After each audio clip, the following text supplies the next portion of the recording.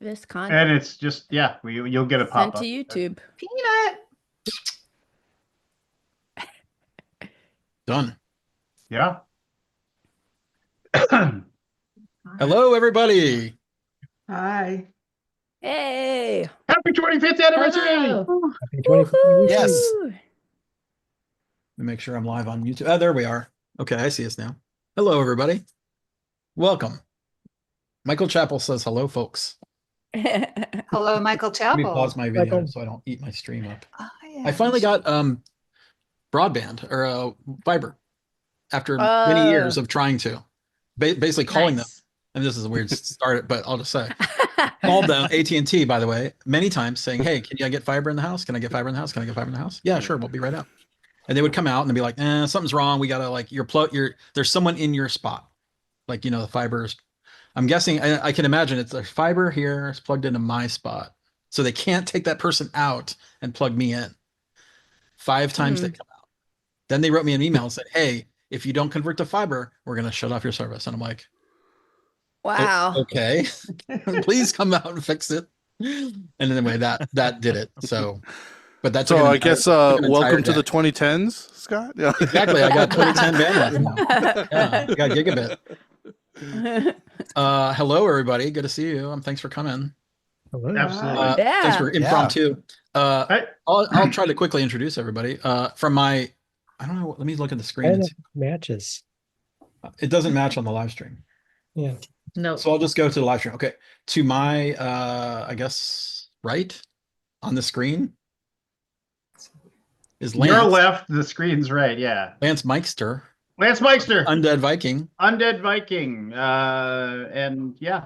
And we've been friends for like a million years. So a million years, met at Gen Con, I don't know how many years ago, and we ended up just sitting down and talking to each other. Instead of for 5 minutes, we ended up talking for hours. So yeah. Been I don't pretty think amazing. I don't think I knew that's how you pronounce your last name. Nobody does. Nobody does. Nobody. In fact, you notice I got it right? Yeah, he did. But no, everybody says But Mixter. But I called him Mixter for years. Yeah. that's how you were introduced to me, and you never corrected me. So, so whenever my kids like get an award or at school or anything like that, and they mispronounce it, I'm the guy in the Wayback who yells out the correct pronunciation, and then they correct it. So it's come to be expected. But don't worry, it's a Norwegian name. There's only like 20 of us in the world. So anyway, somebody else gets to Nice talk. to be, I'm right? done It must talking. be nice to have 20 names in the world. That's great. Yeah. Next in line is Derek Porter. He's our video guy, mastermind at the video. yeah, the title I Porters carved of- out for myself was video editor and associate content producer. So- That's perfect. Also, best bobblehead. oh, Best bobblehead.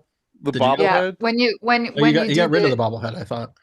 No, Yeah, it's is Dan. this one. Well, Oh, you got another Yeah. bobblehead. Oh wow, The- you got yeah, I've got the naked personalized. one that I need to have. I need to paint some pants on this one. Yeah, and then I have my little Funko. Yeah, so. Well, and let's not forget, all around nice dude. Oh shucks. Agreed. Yeah. And then As next far in as you line know, is no. Jennifer Schlickburn, who I've known for a long time now. From the old days of Rec Games Board. There's Yes, Jennifer. thank you. Oh, yeah. you Yes, that is me. But you have to show them the one we gave you. It's so great. I love it. Yeah. When my name is called, I'll do it. Okay. Well, Jennifer's been helping us out with the Board Game Geek Hall of Fame. She's basically running it. She's the chairperson of the board. Amazing. Yeah, and it's been a thing. So I'm very thankful that she's here and I can talk. We'll talk about it a little bit. But let me get through the names, and then we'll come back to you, Jennifer. We'll talk about Hall of Fame a little bit. Okay. Next we have Jackie Fox right below my face on my screen. Maybe not your screen, but Jackie Fox. Hello. Met you I a few don't years have. back. Yeah. I know, and I don't. I'm feeling left out because I don't have a Funko Pop, but I do have a Jackie Fox promo card Yeah. for Rock I Hard think that's a better thing, 1977. And there is one of these which will be signed for however the buyer wants up on eBay now to raise some money for LA wildfire relief. So anybody Yes. who has been looking for one of these, I've got a few, and there is one first of many up on eBay Live now. Awesome. Well, congratulations on getting your game published. Rock Hard, 1977. 1977, right. the watershed year in music. That's right. And now I have no neck. Well, it sounds like it's been doing really great. I have yet to play it, but I've got the copy ready to roll when I get a chance to play it. Also, the best butt on a board game cover ever. Yes, Just to set the record straight, it is not my butt. it's not your butt. That I'm aware of. Next in line is Michael Aldridge, who's a game designer and pretty much handy person at Board Game Geek, right? You've helped us out on lots of different projects. Absolutely. And it's been a real pleasure to get to know you over the years, Michael. Absolutely. Well, I remember the first year 12 you years came now. Yeah. to our live streams and you had your game prototype, I think, Warehouse 13. Yep. And Absolutely. I remember you, I was like, oh, that guy's interesting. Now he's in I space. watch the people. Well, different people have different personalities, and it's sometimes when you get a publisher on the stream, they're kind of like dry. It's like boring and stuff. But I remember you being very effusive about the game. Thanks. Well, it's your own game too, right? Yeah, absolutely. Yeah. Yep. Also, the fastest rules parser I think I've ever met. Never fooling when I'm rule booking. Is that what you say? Yep. Never fool looking when you're rule booking. Yeah. That's what it is. Well, thanks for coming, Michael. Next in my screen is Daniel Karp, who Hello. been with me since 2006, 7. 2006. So well, it depends on when I was employed or when I was starting to work for Board Game Geek. They're two different. Right. We were talking before then, though. We were talking You for a got while online. before then. Probably 2007 or 2000. Probably 2007, maybe 2008, somewhere around there. Yeah. Can I say, and the only I think moderator on BGG who has ever chastised me. Did I chastise you for something? Do you Yes, remember that? I so sorry for the break, but That was a long time ago. So yeah, it was for the contests. Like instead of going to research everything, I would just do the classic summer school C, and then I would post summer school got me 2 out of 5. Summer school got me 1 out of 5. Summer school, and then you sent me a thing and said, it's like it's funny, haha, but we want people to actually be using the contest for like the purpose of like getting the information and people doing it. And so you said, so please don't post those anymore. And I said, all right. And then I remember that, Dan? And if you don't remember it, don't worry about it. I was just like, but whenever like anybody says, it's like, oh, they moderate me all the time. And I mean, I'm like, yeah, except for like one instance. And it wasn't like you're going to be banned or anything. You were just really nice. You were super nice about it. You were just like, hey, I haven't moderated anyone for probably 15 years. So. Well, that's probably how long ago it was. And it wasn't like a true moderation. It wasn't a true moderation. It was just you saying, hey, it's like, it's funny, but just don't do it anymore. And I'm like, all right, cool. And it wasn't like you didn't threaten me with the ban hammer or anything like that. So don't worry about it. I still giggle about it when I think about it. I clearly still remember it, and I apologize. It's you don't know. No. You were right. You were right to tell me to stop. So don't. I just think it's funny now. So there you go. What do I got next? Steph is next. By the way, I'm a programmer. The blog, All the Meeples of the Rainbow. That's the name of it. Yeah, and Steph runs the Instagram. She posts tons of great pictures of board games and all the games. All the games. All the games. What's your game count up to already this year? What's your game count last year? I learned 500 last year, and I've learned only 30 this year. I have a little bit to go. Slacking. Slacking, I know. How are you going to get to 500 again with 30 only in like 22 days? My goal is 600 this year, so I have to do a lot of work. Can you remember distinctly all 500 of them? Like, can you recall? Like, do you remember? Or are they kind of sort of if I fade had away? to just remember and be like, go down the list, I probably couldn't. But if I look and see my list, I'd be like, oh yeah, that. Right, but you can recall like what you thought about it. Oh yeah. Okay. So Steph, here, and I apologize for jumping in again, but Steph, have you ever done this where it's like you'll go to a game store and you'll say that game looks cool, and you'll pick it up and you'll start to look at it, and you're like, this looks really cool, and you read it and you'll like go, wait a minute, and then you'll go back and look and it's like, yeah, I've played this. Has that ever happened to you? No. We mostly do that with new designs now. Sometimes a new design will come out, like some of Queen's City Collection games, and we're like, oh, this is the re-implementation of this game that I've already played. Yeah. So unless they totally change the the theme and the art and stuff. Like Hibachi is the dexterity game. Yeah. So when I was looking at it, I'm like, oh, I've played this, but it wasn't that theme. I was like, okay. All right, I'll promise I'll shut up. Okay. And Next we have Steph, I should say Steph is my other half. So That's right. Yeah. There you go. got a couple couples on this list. But you went to outer space without her. exactly. True. What's that all Left about? me with We're- the board games. I mean, one of us has to be up here. When you coming back, Michael? Probably another 2 weeks after the reentry capsule Reentry, is don't allowed burn back. up. Yeah, And Steph clears all the board games out of his room. Yeah. That's right. exactly. Next up, we got Candace Harris, who has been a recent addition to the team. Oh my gosh, that's a cool one. Yeah, that is awesome. Hey, Yeah. Wow, look at That's that. awesome. The hair. How'd you get the hair like? Did you make that hair? No, Bruce painted it. Bruce, who was my ex-husband, who is renting a place in my house, he painted them special. Just goodness. for Oh, I love it. Candace. Isn't No, that that's cool? really cool. That's Wow. That is really amazing He looking. is a very good artist. I'll definitely. And I have tell- drumsticks. Yeah, drumsticks. Nice. yeah. Wow.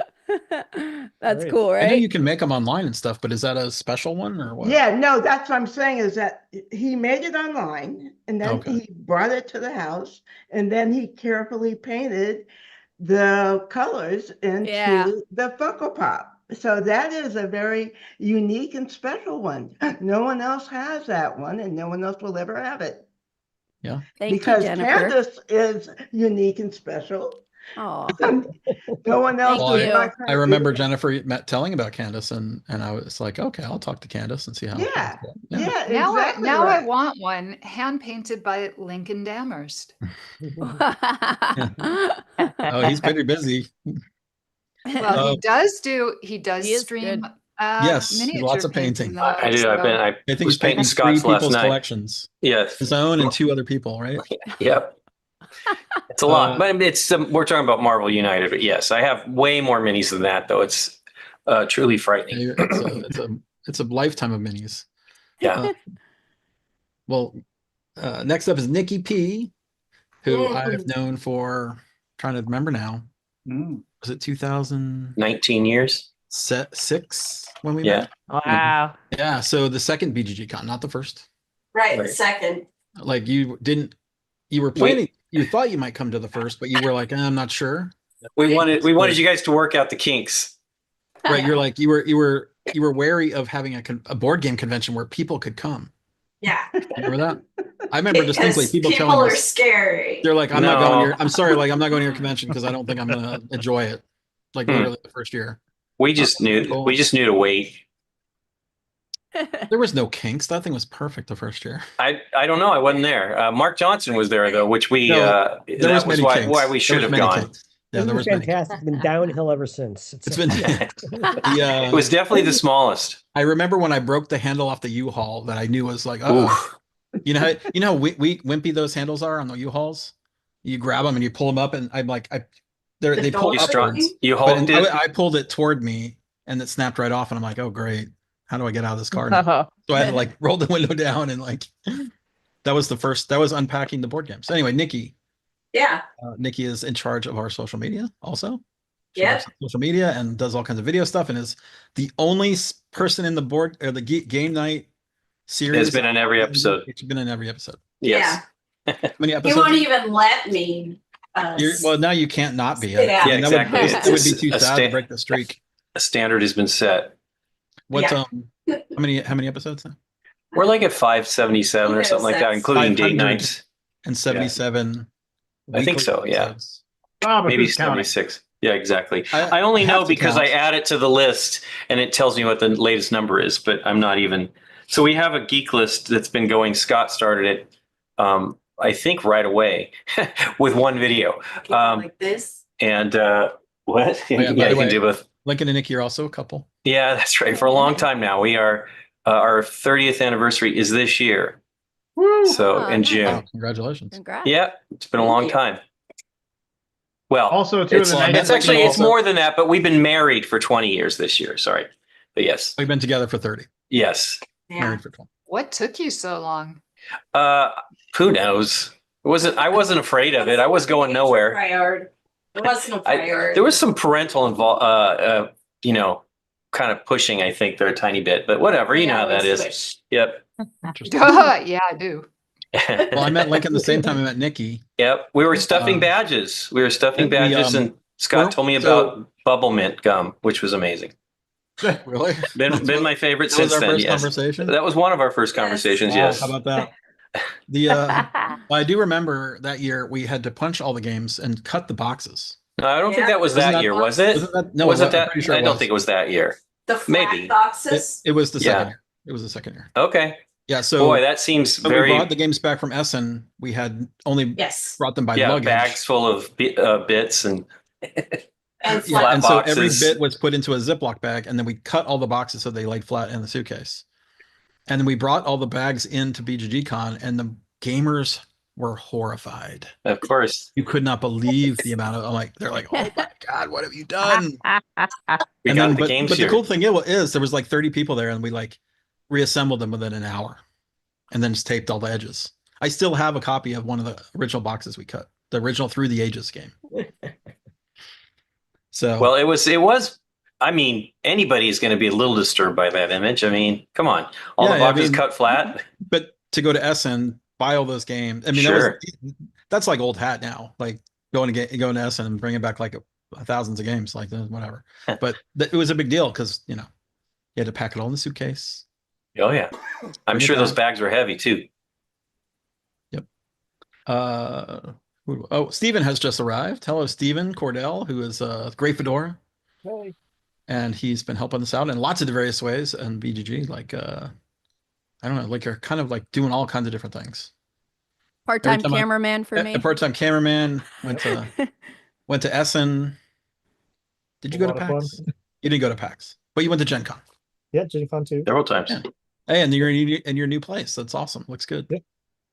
You've actually got a place to store games. I know. Well, this is actually an old photo, but yes, this is what it looks like. Oh, it's a photo. Yeah. Okay.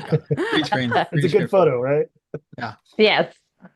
I don't know what to believe anymore. But Lincoln and Nikki are in the Let's original reach game. back Room, and right? grab something off the shelf here. Yeah, it was right over really there. Far away. The That would be dining area amazing was right there. if you had somebody in a green costume that would hand you a game, and then you came back with that would be stunning. However, I should say this is actually space. The Green Man. But you got no games there, Michael. No games. We couldn't fit them in the rocket. Before we get started, I wanted to let Jennifer have the floor for a minute to discuss the Hall of Fame. Yeah, amazing. Board Game Geek Hall of Fame, which sort of, funnily enough, coincides with the 25th anniversary of Board Game Geek. I wonder how that happened. And we got 25 games. 25 games. I know that's the weird part. It's serendipity. I know, it's amazing. It's amazing. I wonder how that happened. Yeah, I'm Jennifer Flickburn. I'm the lead for the BGG Hall of Fame project. And back in August, I said to Aldi, well, as Aldi mentioned, we've been knowing each other pre-Board Game Geek.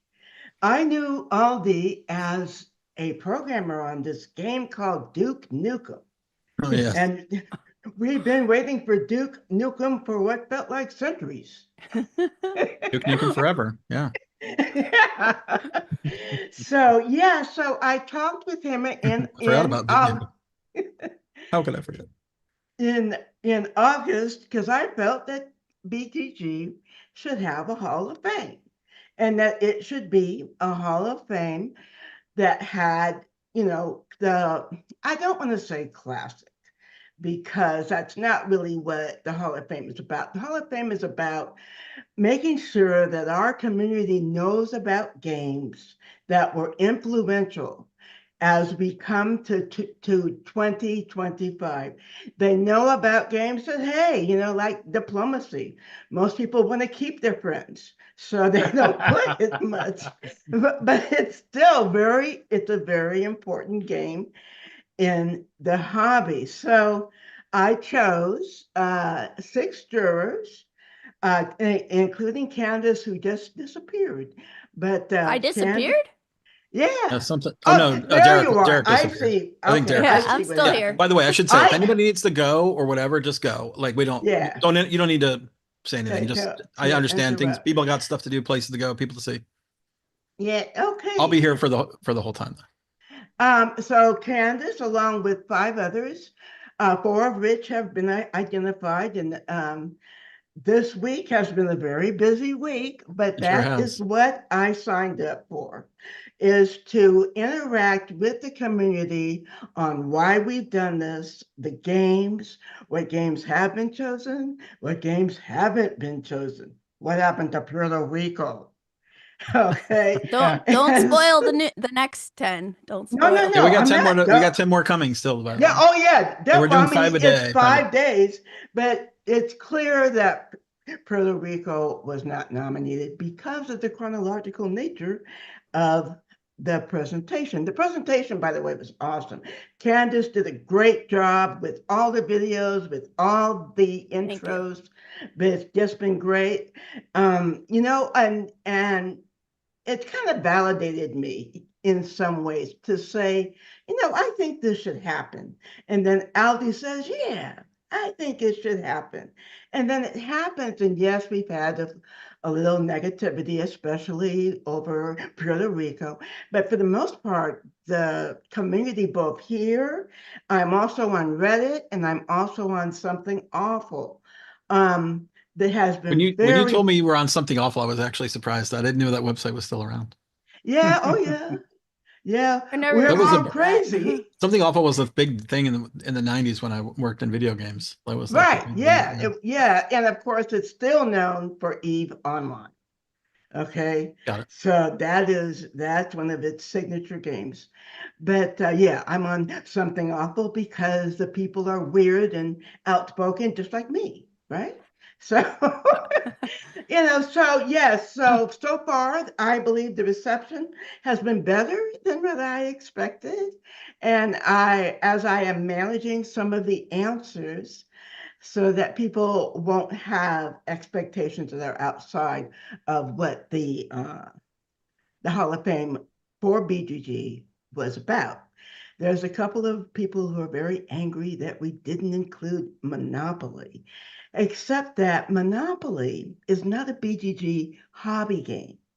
You know, it's a game for the public, and for most of us, we're on BGG because we had to play too much Monopoly, right? So, you know, we're kind of like post Monopoly.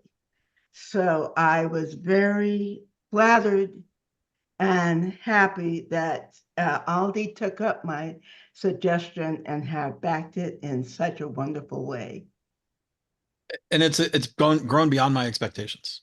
Really? I know we had been talking when we talked about it. I was like, oh yeah, we'll come up with the list and post it, and that's sort of I thought that would be the end of it, right? But I think it's got a future. It's going to basically be a in perpetuity Hall of Fame that each year we will add a few more. We're not sure how many we'll add, and the jury may come and go, and it'll evolve and kind of grow. And yeah, I won't be part of the right, you're not going to be project. part of it. Yeah, as it goes on, but it's great that it's going to continue because otherwise we would have been pounded into the floor, right? Every time somebody, well, why doesn't Command and Colors in the Hall of Fame? Well, I think could debating be. what should be a Hall of Fame game is fun. Yeah, right. And having a Hall of Fame with only a certain number is kind of a challenge, right? Because we had many conversations that went on for hours. By the way, I did not participate in any of the voting, but I didn't either. I was at all the meetings, and it was interesting Hey, to that discuss he all that. knows about. No, I'm that I know. Yeah, that's true that I know. No, we never met without But you. another thing I'd like to say about Treachery. it is it's not an academic Hall of Fame. Right. That's a different thing. This is the board game geek, right? You put the geek hat on, and like that's the games that are important to the board game geek community. Right. Exactly. And I've had, it's too funny because two of the people who are angry about that are also guys I've known for decades. I've known Nick Case for 20 years. I've known Richard Irving for 20 years, and you know they're very. And they've been on the website since the beginning. I know those. Yeah, exactly. And so, you know, trying to calm them down a little bit and manage their expectations. Yeah. Well, thank you, Jennifer, for managing it and spurring me on, because sometimes that has to happen in my world just to get something done. Don't worry, guys. I've already got 2 other things I want him to. Oh, you got more. You got more on the list. Yeah. Gotcha. And I'll just also say that I know we had Candace. I think you had the idea of having the video contributors, and just managing that has been a gargantuan task. Yeah, that was. I think initially we were thinking that there would just be one testimonial per game. So I was like, oh yeah. But then it, like everything else with this, it kind of evolved. And I think I just looked at there were like 52 different contributors. So I was getting people to tell me which games they wanted to talk about. It was a very like trial and error kind of process. And, no errors, no errors. Well, like next year or in the future when there are less games, like we could add some B-roll footage of the games and whatnot. But it was definitely yeah, like the past month has been really busy getting those all together. Thank you to Nikki for making all the lower thirds and Kyle for doing the graphics.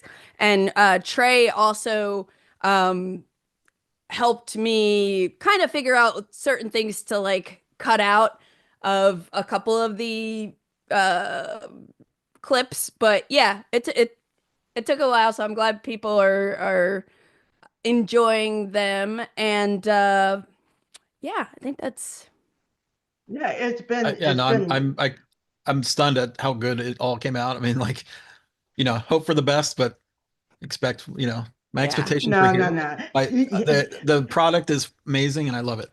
Yeah, well, Candace is always the best. She's never disappointed me. Never disappointed me. Not yet. No. Well, I was gonna say one other thing about the videos. Like initially when I reached out to some people, like all the footage of like Cole Worley and like David Thompson, that was when I was at SD HisCon and I was like had that DJI camera. Oh, you were and the I'm filmer like, there. Okay, I was wondering. Yeah, it was me. Who was on the other side of the camera? I was just like, go. I was like, how fortuitous it was to have both these designers in the same place. How did this happen? Yeah, and I was hoping to do more of that, but then it's like certain people, it's easier for them to just record at their homes and like send me the clips and everything like that. But what was I gonna say? I was gonna say originally, like it started off where I said 1 to 3 minutes. Why is the game significant in our hobby and why is it special to you? But then I ended up getting a lot of people who were telling stories, and some of the stories are really cool. So I'm actually thinking about cutting those together as a Tales from the Hall of Fame or something. Yeah, Tales from the Hall of Fame. Yeah, because there were some really good stories, but it didn't seem like it made sense to put those in the official videos. So and I'm happy to create stories of the creation of Advanced Civ and our play of it. So that would be a lot of fun. By the way, I did forget to mention that you were also a game designer. Jennifer is also a game designer. Right. So yeah. She's a designer on Advanced Civilization. Yeah, that 33 years later, people are still playing it. It's still part of the WBC. It's still played at the gathering, so that's a huge compliment. One of my only 10 ratings, I have really? To say. Yes, yeah, absolutely. Well, yeah, we worked really hard on that, it's fantastic to get it right. No, I don't know why, but I never expected you to be that person, to be a designer of Advanced Civ, because if we go back in history, you are a woman, right? Like a female designer, and back in the 70s is just not heard of. And a black designer as well. And black as well. Yeah. I mean, that's amazing what you achieved. Yeah. If Candace was there, if I knew her at that time, she would have been right there with me. Trust me, y'all. She would have been right there with me. That's one of the things, if I can have just a moment, why I have made myself visible in the hobby, and why I pushed Candace onto Aldi to make more visibility of marginalized people, that this hobby is not only about white people or like men. I've been in this hobby, as Aldi has as well, over 40 years. And I've enjoyed nearly every moment of it. Well, I think the effect is making things happen. Because we're at BGG Con and I was just like, I've just started noticing the crowd is getting more diverse. Yeah, and it's really great. Right. And see, that's the whole thing about diversity, bringing in more buyers to make more money, right? And when you only appeal to a subset of the possible population, you are cutting off, revenue and attention and marketing targets. It's funny. My mom just recently said to me, she's like, when do you think this is gonna end? I was like, what are you talking about? Like she's like this gaming thing. I'm like, you've been playing like games since you were a kid and you still, and she's like, oh yeah, I guess you're right there. Yeah. Yeah, no, it's not going to end. The main I was like, it's just growing. I thought it would have. I thought the hobby side of games would have slowed down. Like, the main thing that because eventually things just kind of like tail out, but I think it's stronger and bigger than ever. Go ahead, Jennifer.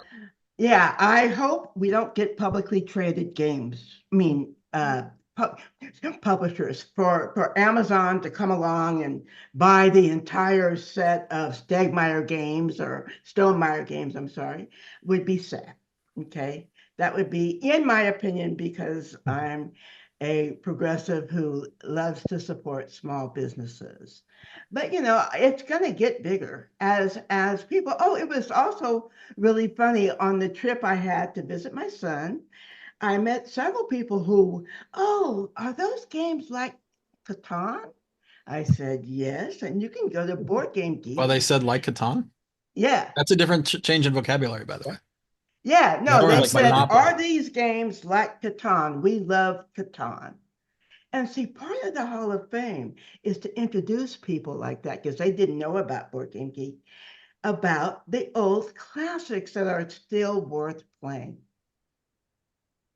Yeah. And that was part of our conversations of like, let's make sure that we don't exclude anything that's not really available anymore, because people can still try to find those. Yeah, except Civ, poor Civ. But Civilization is in print. Civilization is in print and available from Amazon today. Yes, except it's a version of it, right? Hey, no, Advanced Civ is not, but it's Civilization that made the yeah. Advanced Civ is not Civ, which makes the game playable. Yes, agreed. is not available. I think I can say this, but WotC did offer me the license to Advanced Civ about 15 years ago, I think, but I am not in the publishing business, so I turned them down. Oh, how about that? Yeah. Should have found an investor or something.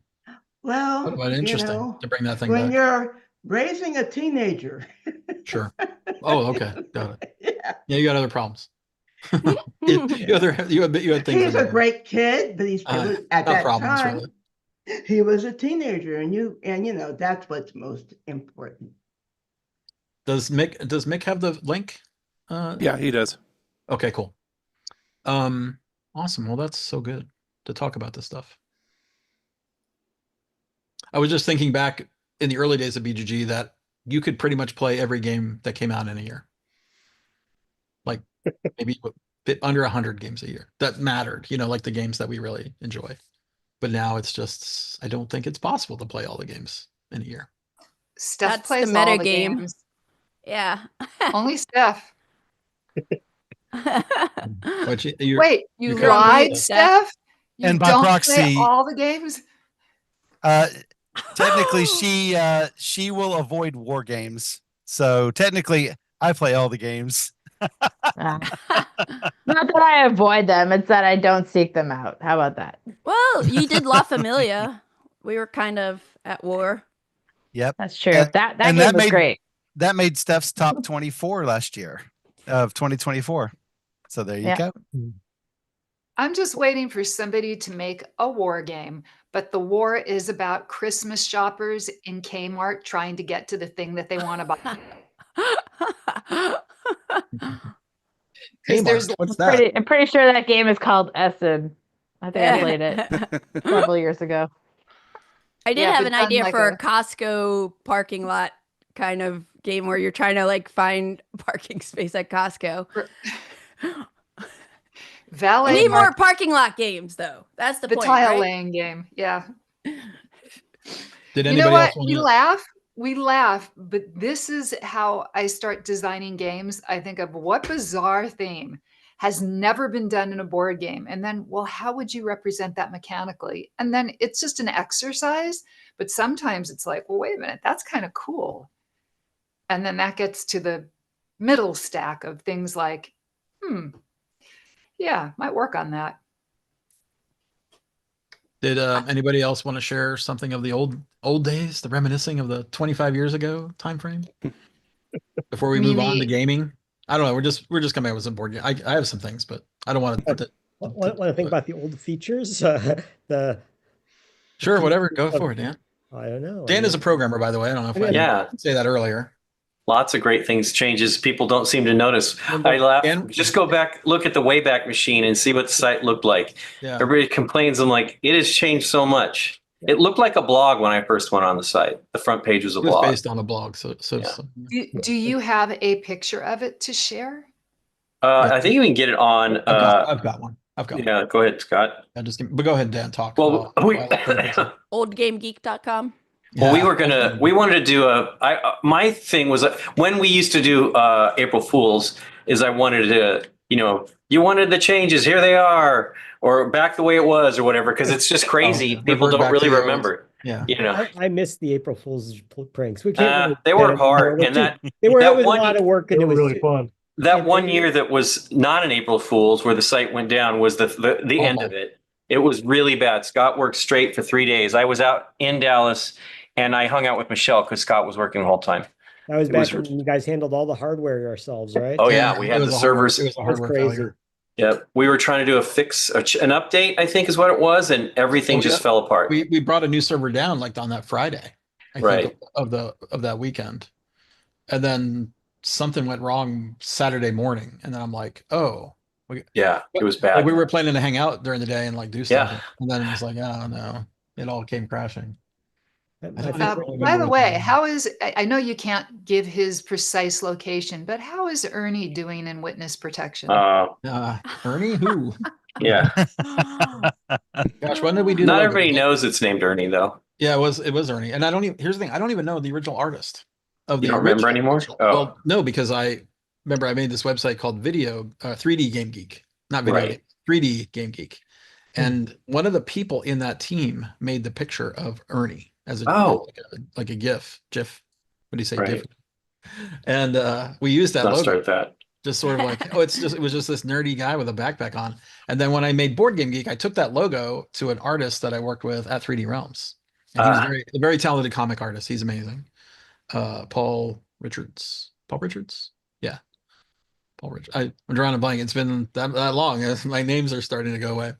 But I gave it to him and he took it home. He goes, yeah, I could probably do something. And the next day he came back with the Ernie image and I'm like, wow, it's amazing. And I gave him a copy of Settlers. I'm like, here you go. Enjoy it. And he's like, I love it. And that was the Ernie geek. He earned it. The Ernie geek. He earned it. Anyway, that's the Ernie story. Hey, go ahead and talk. I'm looking for the photo of the original. April Fool's joke. My favorite April Fool's prank was probably the Trollolo. As you can tell, if you know, there's a Easter egg on the website that has that. Scott didn't know that. I'm like, I love that this is. There's an Easter egg. When you go to enter a video ID, a YouTube video ID, the ID is the Trollolo video.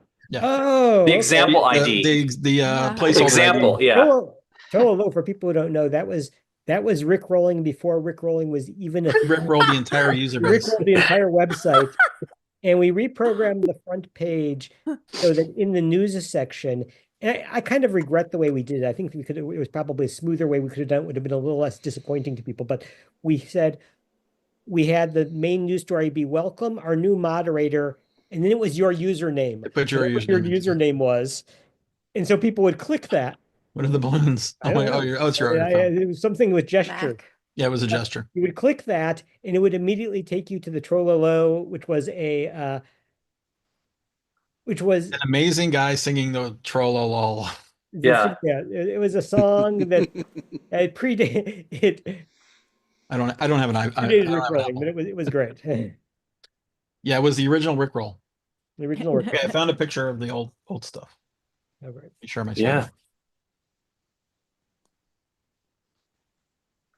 We're all silent.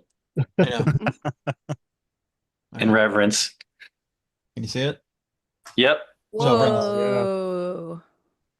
So here's the Settlers of Catan page. Oh my I remember gosh. And then we had this, there's Ernie. Things have changed. And then you could you could sell your game, you could get Geek. Oh, do you remember, Dan, do you remember offering Geek Gold? Oh, yes. If you wanted a picture or a review.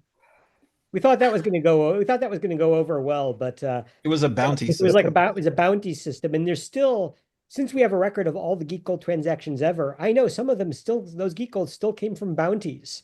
We still have bounties in the data in the code base because of that. That was one of the pictures. Let me get back to another one. This was another homepage. Oh, this is a game page. I feel like that's not even the original. No, it's not. I got an older one. Yeah, the real old one was very bloggy. These are more new. This was like basically a redesign. And this was after, I mean, for a while. There's still elements of this still in the site right now. Wow. This one's not that ancient, but let's see what else. Did you have game pages to begin with, Aldi, or was that a later? Hold on, I got to find even older. I know there's one. Hold on, I'll find it. Let me go back to the search.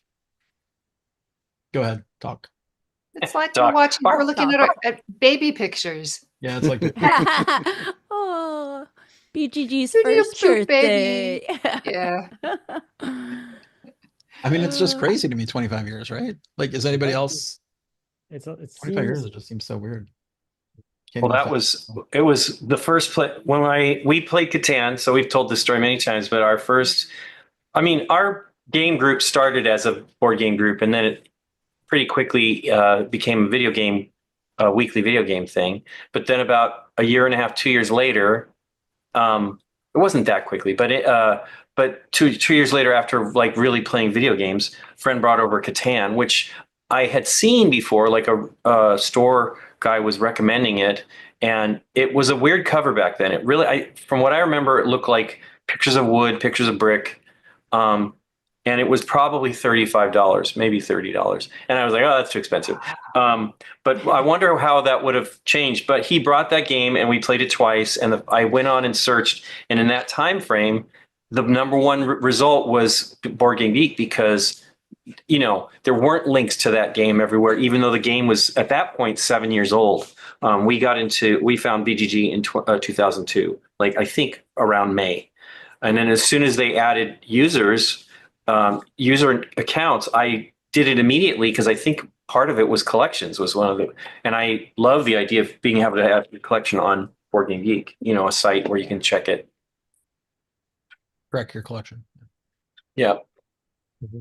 We use it very heavily now, because we actually have all of our games located so that we can find them without too much brain damage. And it is really, I mean, if you spend the amount of time we've spent looking for games before we did that was, and it's still, the other problem is you know what the spine of that game looks like, and then you're looking for it, and you have to finally read, because, oh, there it is. I completely overlooked it 3 times because I had the color wrong or something.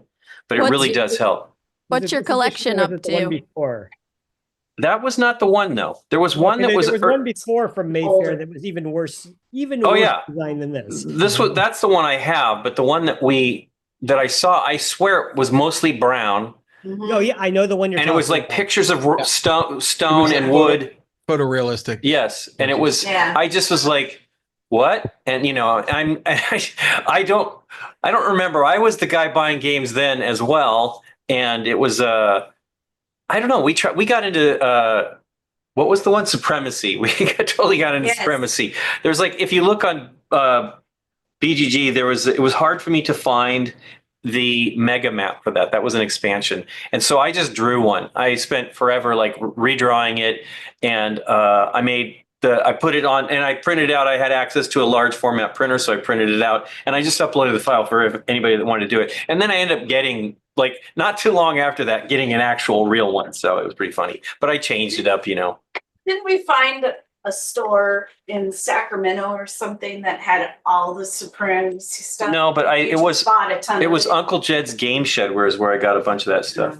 I wrote him I remember a that. thematically appropriate email that said, "Could you scare me up some of those?" And you were so Supremacy. I'm sure we always. Yeah, there you go. That's the one. there. What Yeah. a beauty. Wow. It is very Look how brown. small That was the the first- sun is. That was the first one I got to, and that changed my life.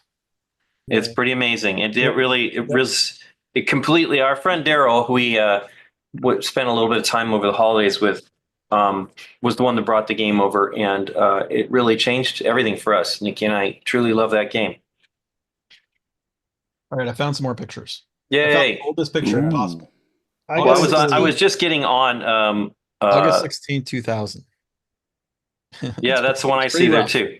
It's pretty rough. Okay, here we go. Yeah. Oh, that is not a cute That baby. 8-bit Ernie. Oh, it's a cute Look at that. baby. Oh my goodness. Hey, look, the top 10s are fixed. That was the Let me look at it when it was. I want to find it when it was 2002, because that was. Spiel de Jar shortlist look at announced. Ernie's Carlos Jeez. Magnus, Unfortunado, and Torres. Torres Put a lot of makeup on your baby over the I past know, look at that. 25 Let me years. see if I can Yeah, here. if any of these links work. Funny, the Uh, top. That, By the that way, was you could- Ernie, the awkward years. We had a live voice chat, by the way. You could go in there and talk in a chat room. Hmm. And then you could sign our guest book. Wow. Nice. Wow. New boardroom I guess it was powered by episodes? Blogger back in the day. Boardroom is a show that was actually pretty great. Well, the They're boys on are YouTube. fun. Maybe we need it was a 25th anniversary guest book. Dude, look at the May 15th or something like that one. Fun. It is exactly what it looked like when because it's blog. It had an entry. Oh, this like one when here? things. It's like May 9th or May 15th is the top of the. Yeah, this is when it started getting more. Well, this one's the one I'm looking at is a little more structured. It's pretty much when I think I first came onto the Do you want to site. share your screen? No, go ahead. I can send you the link if you want. Yeah, send me the link or put it in the chat. Yeah, it's a lot of revisions and. Oops, there's a 0 there. I'll Things do I it find again. most interesting here are the features that have barely changed since then. I mean, You there's can some see really it if old you look stuff. at the code too for some of those old features. Is it written in like serif fonts? Oh, yeah. Looks like a typewriter. Right. Yeah, almost. It's. I wonder what do you think the oldest feature on Board Game Geek is, Aldi? The oldest feature that is still used today. The collections probably. Possibly. When was Yeah, Geek here's- Buddies? Here were the 2002 Spiel des Jahres nominees. There you go. Via Yeah. Paletti. Wow. Yeah. Oh no! That won that year. Looking at that. I'll tell you what the oldest. Yeah, Via Paletti won that year. Top Puerto end. Rico. Go to topend.php, which is Yeah, you still can do a top menu. end. Yeah, the top games that you. By the way, I don't know what this banner thing is. Like, I guess we were trying to sell advertising. Banner ads. Yeah. Well, I remember when people had a heart attack when you put ads on. I'm like, I wrote in the blog in the forums. I said, nothing kills a website quicker than not having enough money. And at that point in time, websites were being lost. And this was like 2004 or something. Yep. Look at this. You can ask a question. Enter the text of your question below. The question will be submitted in the database and will be answered if possible by the administrators. That's. We had a way I to think ask a I think that question. must be still visible because we sure get weird questions. Hey, there's the game sent to us. glossary. Nice. Yeah, the original Oh, game yeah. glossary. Yeah, these two guys, Derek and Ken, they had this game glossary because when you become a gamer, there's a bunch of words you have to learn that aren't in the I guess Overanalyze. they're more in the hey, there's some top 10s, Dan. Will this work? See if this works. Probably not. Forget about it. The link is there though. Yes. It's Hey, there you it's go. It's there. Puerto Rico. Wow. Puerto Rico. Yes. Puerto Rico What stay paths in of the top glory? 10 for a long time. Euphrod and Tigris, Die Mocker, Princess of Florence, Sealer Von Catan, El Grande, Sellers Canon. Yeah, Democker was, by the way, the story of the Democker being number one is that our game collections were what we used to seed the database. And so we would take the games out of our collections and just type in the code, type in the information, like who's the designer, who's the publisher, what year was it published, min player, max player. Yeah, here's the first game with the picture. Now we didn't have pictures from the get-go. Yeah. I have that version, the mosquito edition. Yeah, I have that one. I think I have all of the versions, or most of them. That was, they had a contest to redesign it, and I entered it, but that was the one that won. The Democker there, yeah. Yeah. That was Valley Games. You should make yours. Partly involved in that. Oh, games by name. See if that comes up. Hey, there we go. Yeah, remember you had to. There was 3,252 games in the database. I'm not sure how many we launched with. I think I have more games than that now. Yeah, no. Some people have more games in their collections than this. That's Look us. at the fundraiser. More now. Oh yeah, there's our fundraiser. This was from Dollar 2002. Yeah, hey, we were actually put the dollar signs up there. How about that? Huh. So maybe that's I totally forgot about this. Or a new server. We were And trying you to get named a them. new server. Yeah, You exactly. named them. One server. Yeah, there you go. Oh. That was awesome. Wow. Well, it looks like Wayback Machine has some good stuff here. Yeah, it's pretty good. It's got some things. Just got to dig into it a little bit. Yeah, this was the old stuff for sure. Nice. I know that's what it's funny. People like say it looks like Angel Cities or something like that. Our website looks like GeoCities. You know, GeoCities. Yeah. And I'm like, Come it on. doesn't look like that. Hi, Kitty. Angel Cities and Geofire. Yeah. Yeah, Geofire. There it is. Angel Cities and Geofire. Yeah. But I laugh when people say that because I'm like, man, you do not know. The site is so different. It has really changed. By the way, in the chat, there was someone that said, does anyone have stories about some unsung heroes who the community don't really know about because they aren't on a channel that much and who helped BGG humming along? We have probably about 100 admins. Maybe not 100. Not 100, but a lot. In the ballpark of 100 that basically do the data processing of Board Game Geek. They do a lot of things. Some people do a moderation. Some people review new games getting submitted to the queues. There's a lot of, and you know, then there's also the user, admin stuff, which is great as well. Yeah, and some of the content is user admin. Yeah, like so we have a moderation thing where it's called Geek Mod that lets you either thumb up something or thumb down something if it shouldn't be added to the database. So, by the way, one little note is we predate Wikipedia. Yeah, I know, isn't that crazy? We don't predate Google, but we do predate Wikipedia. Wow. Oh, second cat. All right. Please. Does anybody have questions in the chat? And we can fire. I'm looking at chat now. We can. Yeah, chat would be good. Yeah. Maybe By the way, we should just we do moved what to the we do cloud a best. few years back. Yeah, that we're no longer, I got thankfully. tired of driving downtown Dallas in the middle of the night. It wasn't even that often though, but it was Wasn't that painful often, when you but it was did do painful. it. Yeah. Yeah. I have an old picture of you too. There's a we look real happy. I think we were trying to look like serious, but we looked really unhappy. Did I It's post really that what on it- BGG? I think it was on Facebook or something like that. Remember that? 'Cause Yeah. Michelle and I were hanging out waiting for you guys, and it was Yeah, raining. I think that was the really weekend. bad. That was the weekend. No, Nikki wasn't there for that weekend, unfortunately. We might have had Michelle and I kind of just were like, you know, and you were a zombie. It was bad. Yeah. Oh, It was felt really terrible. awful. It was the worst I've ever felt. So Michelle and I ended up going out to dinner without you guys. Oh, that was another time. Yes, I But it remember was that. raining so bad. I do remember that.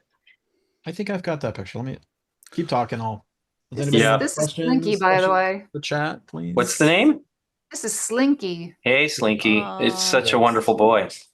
Slinky. She's actually she. a girl. She's such a wonderful girl. Although Everyone loves gender, Slinky. since gender is a construct, she doesn't take offense if you call her he. She's a kitty. I have a question. I Jack just Dempsey. exist. Jack Dempsey has a question. Part of the double-edged sword of what we all do may be that we don't have enough time to play our favorite games because you're staying on top of the new games. Any feelings about that? Strong feelings. Yes. I don't It just really- don't play the games. Bugs Nikki. It does. Yeah, we hardly ever get to play That's a game why I twice. did this. Yeah. Oh, you I'm get a 10 doing by a 10 by very 10. slow 10 by 10 to make sure I play older games that I love and have so much content for that I rarely get to play. But you see, I it's like like this. trickling pretty slowly. That's because It's you get only it been with a few group. days. Unless Yeah. your board game group loves the same games you do, you're playing with the same people because you like the people, not necessarily the games. And so it's a perpetual hunt for that game that's going to make everybody happy and make them want to play it over and over. And we're never going to find it with my group because the Venn diagram slice in the middle Very, is like, very small. We were invited into a group. This is where we met Dave.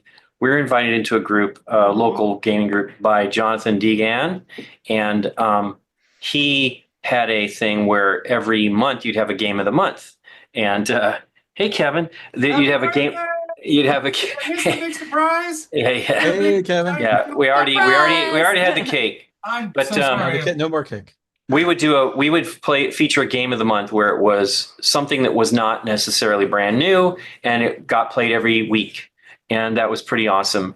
Dave, Nikki, and I went even a step further, and we did a game of the year, and played the same game every week for a year, and others played it for us while we were away. Wait, That which was game? mostly Wyatt Earp. Wyatt Earp. My truly favorite game, probably of all time. And it was really, I don't think we're as good as we were then, No. but we were truly sharks, and people hated playing with us because we played it so much that we had our stupid quotes, you know what I mean? That people get annoyed with the dad humor of game night, but I mean, it is very honestly sourced. We started that from the beginning, and I'm sure Dave was the real, well, I'm a total dad joke fool too, but that's why we get along so well. But yeah, we've known Dave now for 21 years, and most of the people, Aaron, we didn't meet right away, but we met him pretty soon after. And Mike, now we know Rusty now for about 15 years, but we really got to know him 12 years ago. But yeah, it's awesome. And it's a good idea though, actually, if you have a regular meetup, to maybe do something like that where you integrate something older into your, because I mean, I know a lot of groups don't get together enough and they want to keep trying the new stuff, but for us, it's just, you play it maybe a couple times, so often just once, and then you have to move on, and that's not fun, So Steph and I get a lot of games from publishers, and so we sort of feel like we have an obligation to play the games that they send us. Otherwise, they're not going to want to keep sending us games. So we've got this constant backlog that we have to get through before we can even think about playing the games that we want to play. We've got a bubble shelf that consists of games that we want to see whether we want to keep them, but we don't ever have time to play them to find out whether we want to keep bubble them. Shelf, yeah. Yeah, it's the bubble shelf. I actually was just I think ours is thinking Bubble Library. this year, I have the same thing. Like right now, I have more games kind of in queue, like review copies.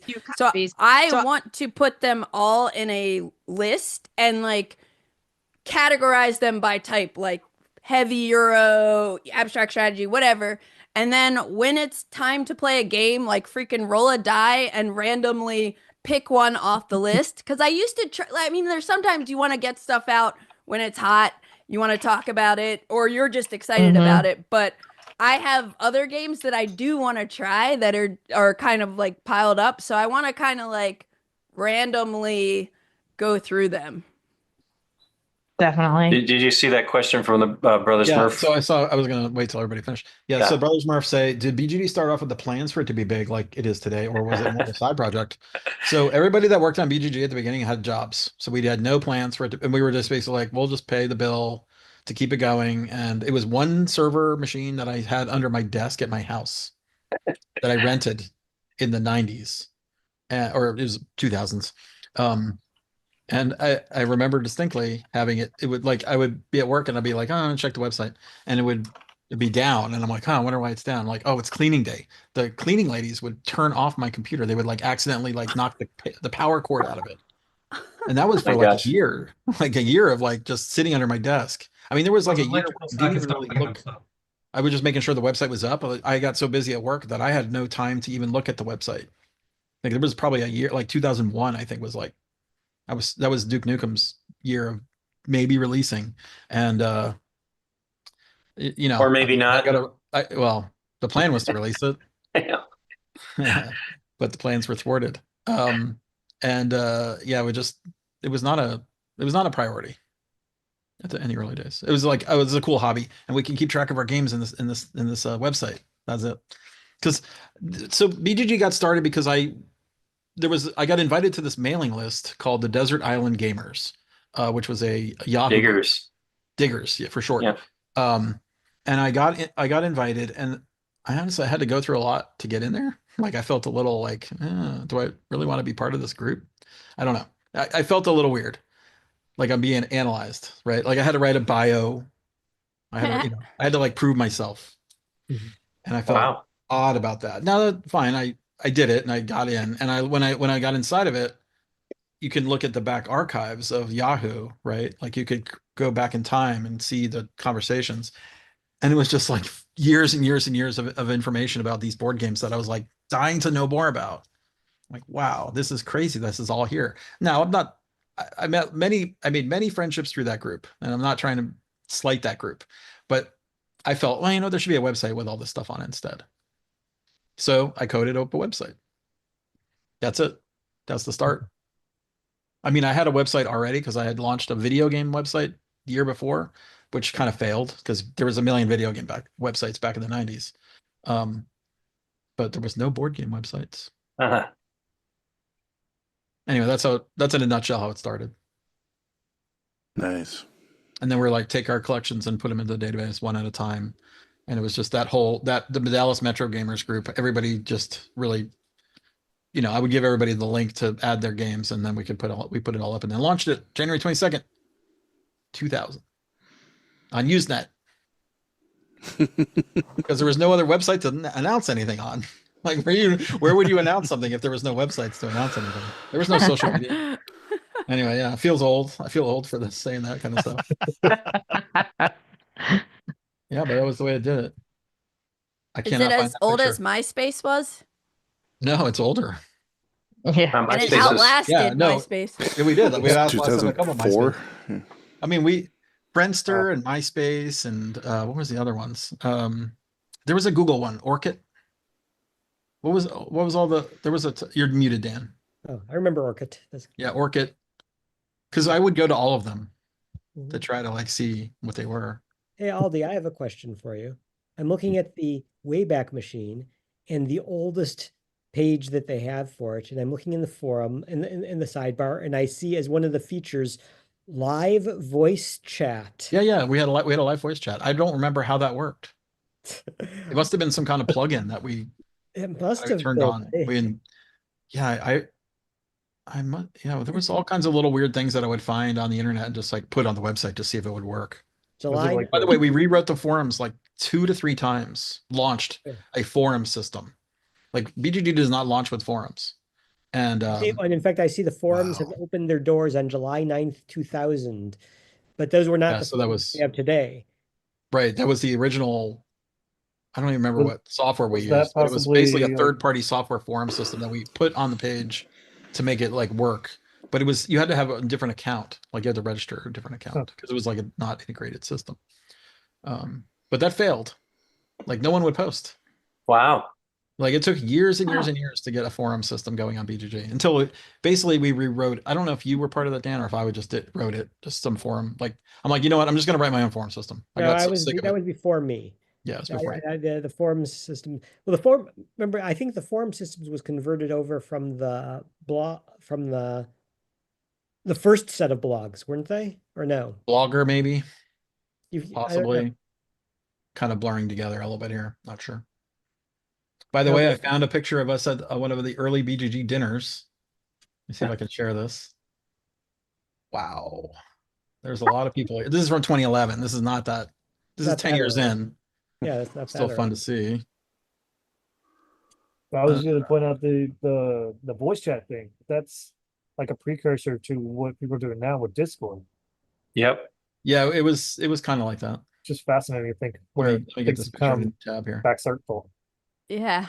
It's not a great picture, but it's what I got. Brother Smurf had another good question. Yes, So he does did. Seymour Lego. Where is Oh, this? Dale. 2011. I see myself. That's got to be That's me. in Las Ohio. And Oh, is this Ohio? Yeah, that was Or Las Vegas? No, that's not Las I Vegas. mean, is it Niagara Falls? It could be Niagara Falls. It could. Yeah. It looks like it's at the casino in Niagara that Falls. would have been Casino.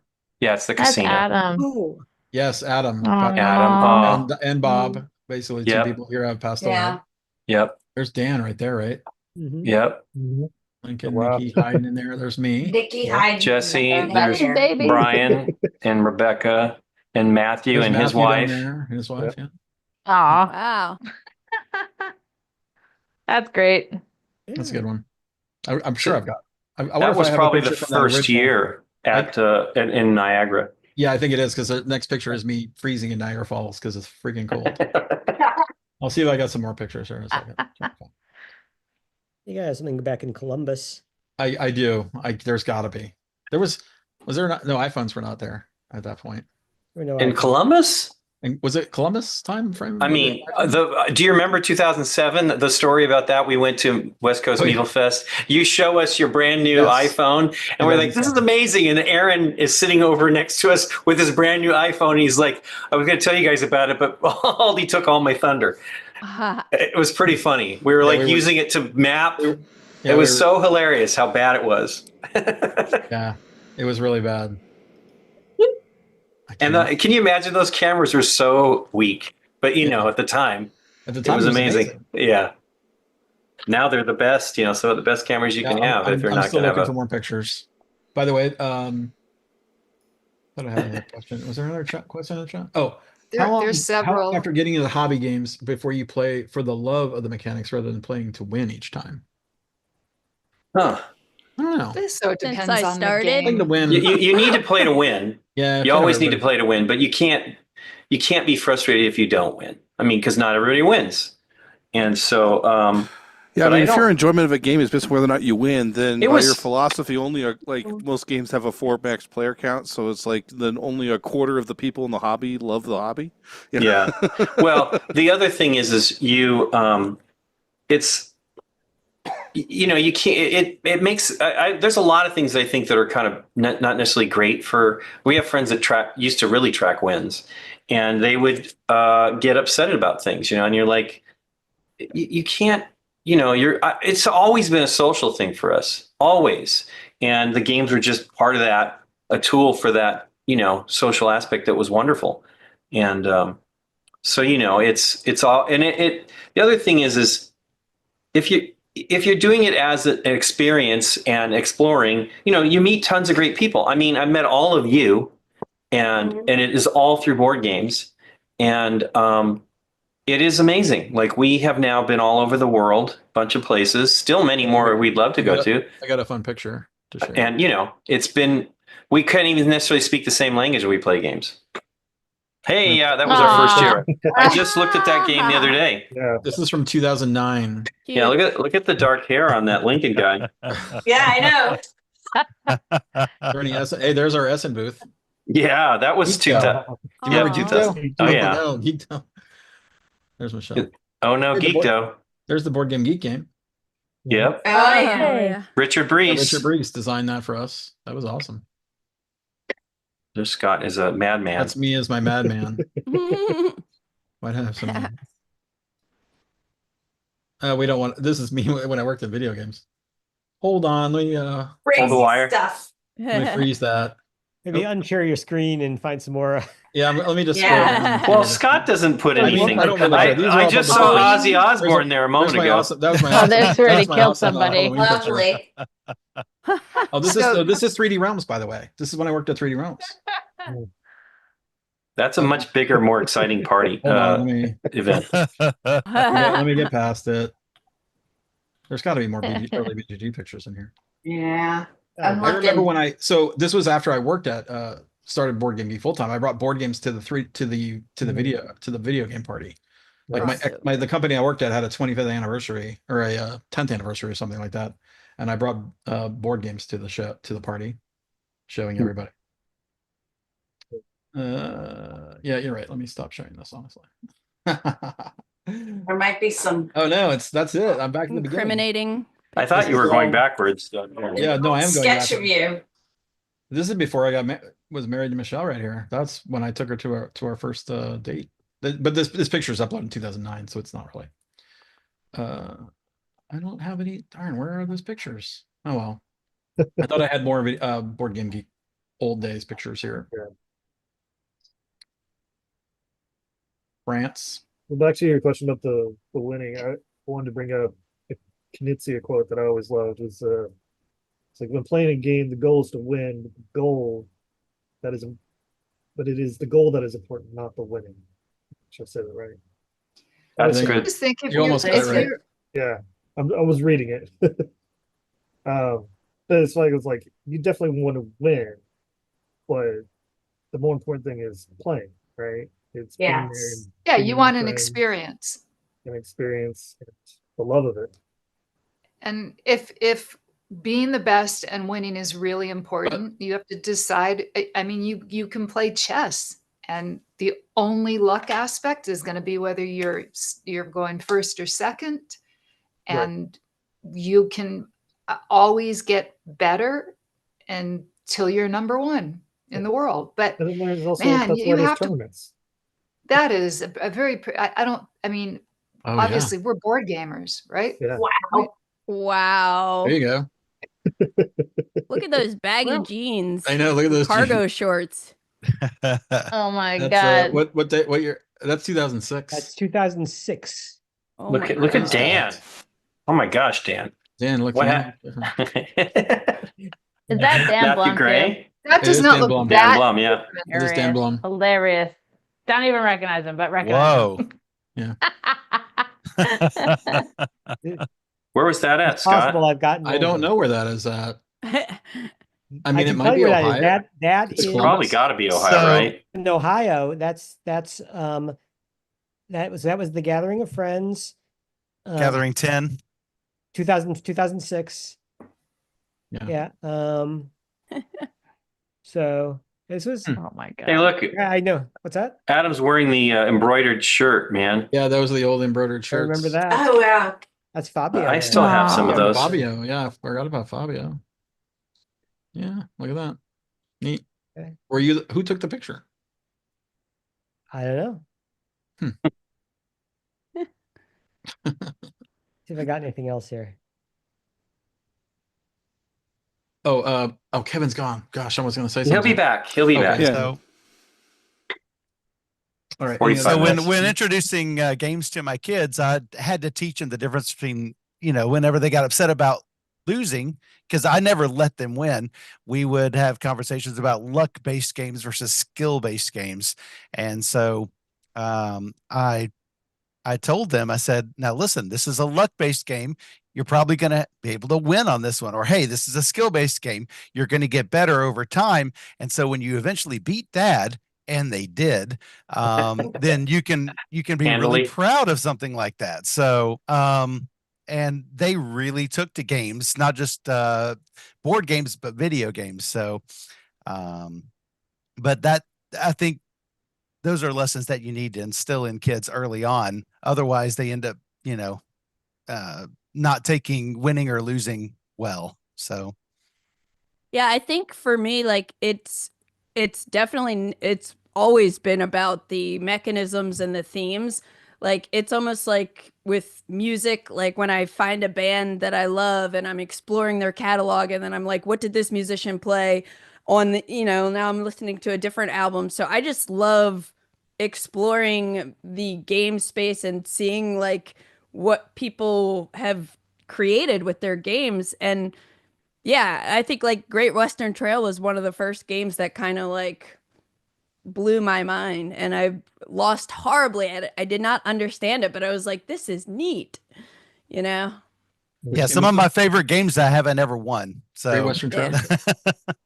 Yeah, but it's a good game when you Yeah. lose and you still want to keep playing. Exactly. Absolutely. But something I do notice with a couple people I play games with who are like seemingly a little more intense about winning and bothered when they're not, it seems to be sometimes like depending on what their profession is. Like I have one friend who she's an engineer, so it's like at her job she's expected to, be accurate. And so I feel like she carries that mentality into games like must win. And I have a lawyer friend who is like, they're just I it's not me, but like I do notice, and I prefer playing with people who aren't that intense about it. It's like, yeah, play to win, but play to have fun.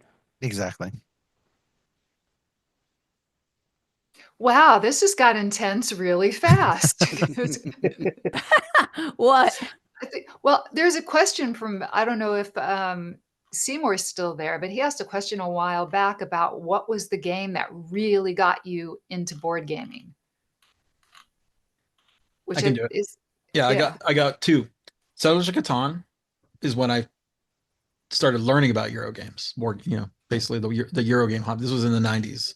And I basically bought that game when I went to the mall with my friend from college who was visiting from Peru. And he's like, can you just take me to any mall? Like, we'll just go to the mall. And we like went to the mall and there was a board game store and I bought Settlers of Catan. But then I got into Tigris and Euphrates. And when I moved back to Dallas and I met the game group here in Dallas called the Metro Gamers. And the first game they interviewed me.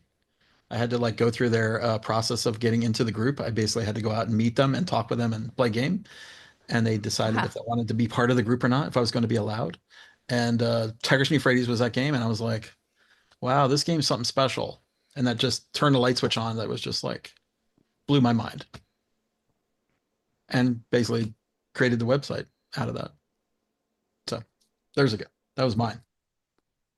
My pre gateway game was Dixit. I had when I was playing music, I had a musician friend introduce me to Dixit, and that was like the first time I ever bought like expansions. Like I just loved Dixit so much, but even then, I still had never tried like Ticket to Ride or Catan or anything else. And then it was a chain from Dixit to Mysterium that kind of really put games on my radar. And then I started discovering games on YouTube, and from there it was just like, so it was like this Dixit to Mysterium to Great Western Trail. I gotta give some credit to Magic the Gathering, because when I shifted from computer games and video games to playing tabletop games, it was Magic more than anything that got me into it. And it was my now ex-husband, who was a producer of video games, who somehow got into MTG. And that's where I learned about concepts, like being limited by the color of something that you were playing, about exhausting an ability, about putting defense up. And that was kind of a big thing. And then the first actual board game was that I got offered a review copy on Amazon, because I'm part of an Amazon program, and it was Alien Artifacts. And it was the first time I'd seen like just a true Euro. And so I was a little over my head trying to learn it and teach it to other people. So that's when I first discovered Rodney Smith and Watch It Played. And I went to a board game meetup to go play it. And I still have Sentient in my collection because it was the first game that I ever played at a board game meetup. It's an appropriate title too for your board game awareness. Yeah. Well, and then we played Escape from the Aliens in Outer Space, and I ate everybody at the table and made friends. That's a good one. So yeah, it was this meetup that sadly doesn't exist anymore, because they played everything. You could have a table of people playing Cards Against Humanity and people at the booth next to them playing a Lacerda. And so the casual gamers all kind of gradually faded away. And then it was just mostly a bunch of men and a couple of women playing Euros. And then because some of the players would not leave the restaurant where we had the meetup when the restaurant was closing, and these poor employees who had been, taking care of screaming children and everything all day, wanted to go home, and we weren't packing up our games, so they kicked us out. And then they went bankrupt. Oops. Oh, boo. And so the moral of that story is be kind to board gamers. Because, yeah, we sit in your space all day, but we also eat a lot. That didn't quite work as a moral, but there we go. Yeah, I think for me, it was like kind of like I boil it down to like 3 steps in 3 different games. When I was in junior high, I discovered the Star Trek Next Generation customizable card game, longest title ever, that old CCG by Decipher, which that taught me that there were like stores dedicated to board games that you didn't find in big box mass market stores. And then I got Carcassonne for Christmas in the year 2000, which ultimately led me to Small World later. And that's kind of how I sort of like, oh, there's a lot of these cool games out there, but I definitely learned my lesson after a few blunder purchases. I need to research before I just buy these expensive boxes. How did you find BGG? That is actually when I talked about wanting to do research before I looked into things. It was actually because I got nostalgic for HeroQuest. I had HeroQuest when I was a kid, and I was like, I wonder whatever happened to that game. So I just Googled HeroQuest, and BGG was the first thing that came up, and I was like, what is this site? Okay, Google. But it had all the answers I was looking for. It was Google for me too, because I think I was like looking up something. Member since 2018, y'all. I will tell you, I found out about BGG, Scott, because I was looking for a video on something, and game night came up, and I watched you guys play, Lincoln and Nikki and whoever you were playing with on that night, and I went, I want to play a game with those people. What was the game? Do you recall? I don't remember what the first game that I saw was, but I know I left a comment on the video. I think I reached out to you via comment. I think we remember you did when you started commenting on all the videos. Yeah. Yeah. And then Lincoln said, if you ever want to come on game night. And I said, I'd love to. I do remember the first game that we played. Yeah. Which was Carpe Diem. Yep. And yeah, I don't remember the year I first found BGG, because it was probably in one of the first, whenever, it was probably like 2002 or 3, but I didn't create a profile because I didn't sign up for websites. I just didn't do that. I don't think the profiles started till 2004. Yeah.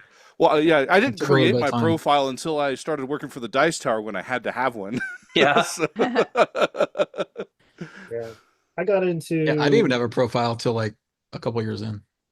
Really? No, I did not create a profile because I wasn't really posting anything. Yeah, my registration date's 2009. Mine is 2002, but I think something happened with the database at one point. I know what happened with user the database. Yes, I made a database. The first couple thousand people got reset. Yeah, I think I was earlier than whatever it was, but it wasn't. I don't think I did it till a little bit, maybe just after, because I feel like it was December of 2004, maybe. I can't remember. I'm sure I can go find out and look at some of the things I did. Yeah. Well, it's amazing how much of it's there. Like 2004, 2005. This is like, I moved back to Dallas after college. A friend of mine introduced us to a game night that he was getting into, and brought it. My friend Lee introduced us to like Carcassonne, Puerto Rico, games like that. And then I remember I was given a copy of Catan for Christmas that next year, and it was all downhill from there. All uphill, downhill. Down, up. You need a better. Yeah. Well, I mean, because I do remember when we first played Catan, I enjoyed it, but I remember thinking to myself, I don't see myself playing it as much as the other games. Like it was okay. Then we got Cities and Nights, and we played it almost every week for 2 years. Cities and Nights. It really underrated. Yeah, completed the game for me. Game. Yeah. But then it was like Great. Carcassonne, Power Grid, Puerto Rico, and Catan. Those were like our 4 staples. And that's when we discovered BGG, was to help learn the games. We'd have a question about a rule because it was the translation issue, right? And so we'd go on BGG to look up what are other people saying about that. Right. By the way, the question at the time is, Lance, when did you get into what game got you into board gaming? Like the modern board gaming? I mean, I think I told the story 1,000 times, but I mean, just very briefly, we had a kid and was going to be married very soon, and all my friends that I've been playing D&D with like every other weekend for 25 years or whatever at that point. This was back in 2007, 2008. And I just was looking for a board game for us to play because we would sometimes play board games when and it was like none of us could get together and have a big 10-hour D&D session anymore. And I found Arkham Horror. I found a place in town I could buy it from, and I couldn't figure out the rules to save my life. And I ended up on Board Game Geek, downloaded Universal Head's file on how to play it, like basically the rule Reference book. card. The rule book to interpret the rules, and then we were able to actually play the game.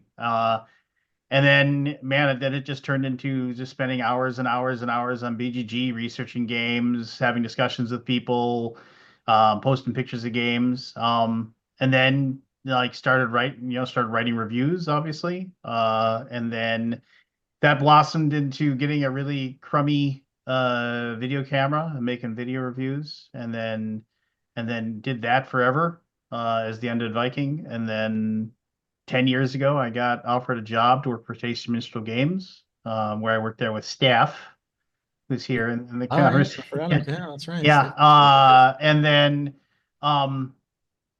5 years ago, I started working at Gray Fox Games. I've been doing that. So yeah, I mean, if I say this all the time, if it wasn't for Board Game Geek, I never would have had the bug, like staying up late, with my kid, because she was, crying all the time or whatever, and researching stuff and having to feeling I needed to tell people why I thought a game was cool or not.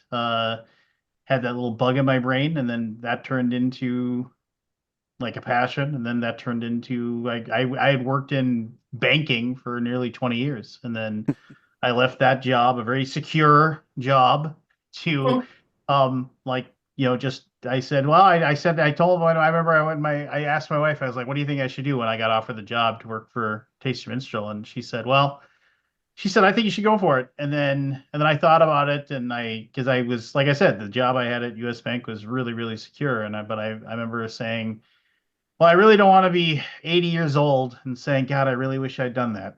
So I said, what the hell? And I quit my job, and I've been doing it now for a decade. I've been faking it for 10 years. And Have you somehow, made it yet? You're faking it until you're making it? I'm still faking it. Flying by my ass, just the entire time. Yeah. And like I said, if it wasn't for and I should say, and this is and I don't know if anybody else has said anything like this, but I mean, I can't express enough what a good friend Scott has been to me over probably the last 9 years. We met at Gen Con. I mentioned at the very beginning.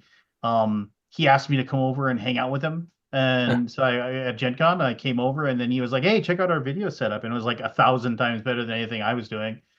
And I remember, and then we sat down, we just started talking, and we just started kind of BSing about life. And then it blossomed from there, right? And it just Scott and I probably talk 3-4 times at least a week. He's on my stupid little show I have every Wednesday night, our live podcast.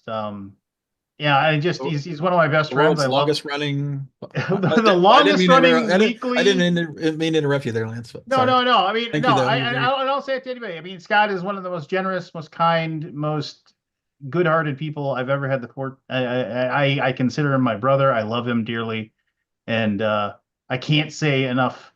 He always looks for the good in people. I mean, unless they give him a million reasons not to. But it's like 999,999. He'll still give you the benefit of the doubt. I've had that discussion with him many times. I was like, dude, no, just don't. He's like, no. I mean, they mean well. They mean well. So I just there's absolutely no way this website or whatever wouldn't be the success if it wasn't for the brains behind the whole thing, and Sure. and that's Scott. So Thanks, there you go. Lance. Thank you, Lance. You're welcome, brother. I love you. I love you too. Scott was just the voice of a god for a little while, because the Voice of first God. time I came and did game night, you Oh, weren't that's on right. video hookup. He was just Yeah, this I voice remember that that. I didn't even know Yes. was going to be there. We're playing Tapestry and getting some stuff wrong, and all of a sudden this voice comes out and says, "No, you can't do that. Do that over." And I'm just like, "What? What was Where is that? this voice coming from?" I forgot. We really didn't get to introduce maybe that time. Because was I on the No, and then I was just because I turned the camera off to avoid being distracting. Right. Yeah, yeah, we were you watching. weren't on camera. I'm just sitting there playing a game, and all of a sudden there's this voice. Well, we And used to that's- have. Well, we still have that call You can't going, do that, Jackie. but we had the display going. I We had can't- the big TV going on the side with Yeah. him watching. He wasn't on the display those first By that two time, I think games, we were no. done. I because it think I was- turned the cameras off to avoid distraction of you guys in the studio. Did he say, Back then. Jackie, I am your father? No, he said, "Jackie, I know what you're thinking, and you are a very naughty girl." That's right. Well, thank you, everybody. It's very kind. Yeah. Thank you, Lance. And then I got to meet Scott, and I will second the fact that Scott is one of the best people in the board gaming space, and that's saying a lot because we have a lot of great people. Sure do. Sure. But Scott is, it's he absolutely changed our lives big time, and we are better for it for sure. It has been a very long.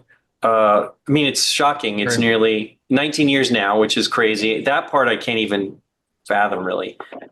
When you think back, okay, yeah, it does seem like a long time ago, but it doesn't. We discuss things all the time, and you're like, wow, how has that much time passed? And not that the pandemic helped us any. That is really truly distorted time, I think. But yeah, it's very weird. And but we are very fortunate to meet him, and I'm really fortunate to all the people that I mean, so many people along the way have taught us and shown us things that we just had no idea were there.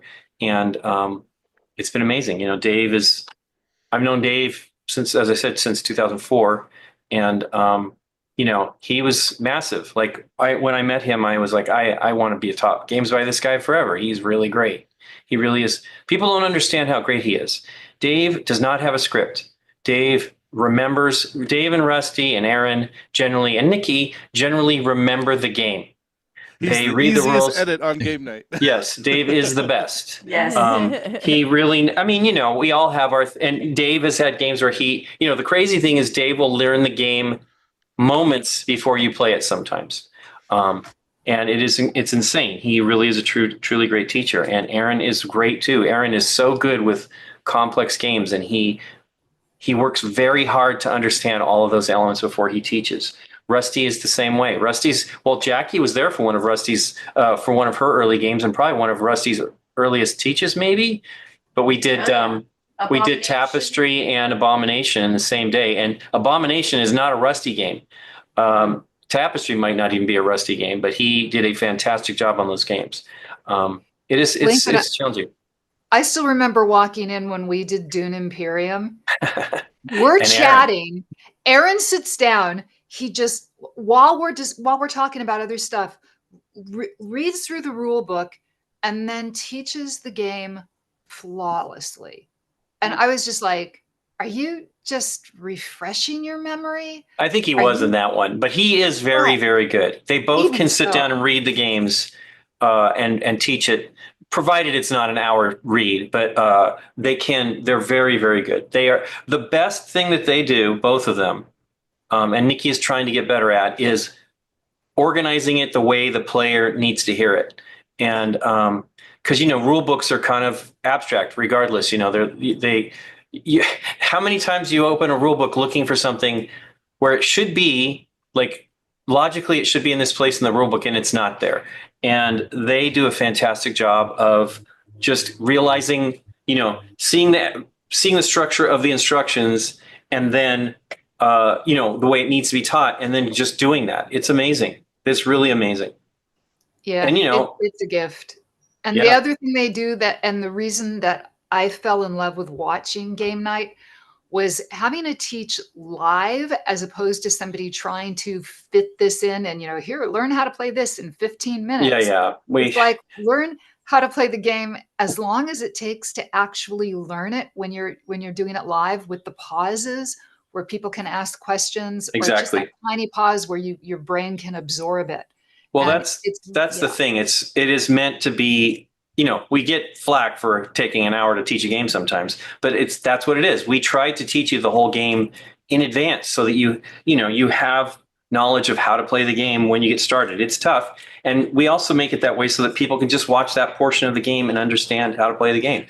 It definitely helps to watch it be played, because we have, from day one have always done that. But my thing is I would prefer that the bulk of the people at the table do not know how to play it, so that you ask questions that absolutely the audience has and you can get answers right then, I think the only game that I had ever played on before being on game night was Dune Imperium, which I'd played once. Yeah, I mean, I remember you had like it was a battle between you and Aaron. Oh my gosh, you were sad that I was rooting for you because Aaron is a good player, and I knew you had a plan that you wanted to do, and Aaron he is so lucky with card draws. Those I just was like, how is this possible? But he also focuses on that. So you're going to do better, generally do better by focusing on card draws. You get to watch an episode next week where that didn't quite work out for me. But it's I always have to go right after you, Lincoln, because just of where the guest seating is. Oh, that's true. Yeah. And so every game night episode is me looking at you going, don't do it, Lincoln. Oh, I mean, it's terrible. I also, I don't know. I try not to, I will take a different tack if I see something that is, I'm not like trying to hurt anybody in the table, and I'm looking for what truly works best for me. I'm actually pretty bad at paying attention to what's going on the table because I'm always like hearing, in the beginning, people saw me putting headphones on. Well, that was because I didn't have earbuds, but I was just monitoring the audio, and then I didn't I would put them on and then move away from it. Now I wear earbuds the whole time. So, I mean, people don't realize how kind of cacophonous it is, but everybody's voice is inside my head because I'm listening to the mix. And so it's, I hear every element, and it's hard to like focus sometimes, but it works out okay. I've been doing it forever now, so it's not like it's that hard. Definitely better than it used to be. Did anybody else want to share what game? Oh, hey, we probably gotta go. Are you Dan wants to do one? I've got. So, are you taking off, Lincoln? Yeah, we got to go get a package sent, and that's right. Yeah. Right away. It's here now. So, okay, everybody, you guys take care.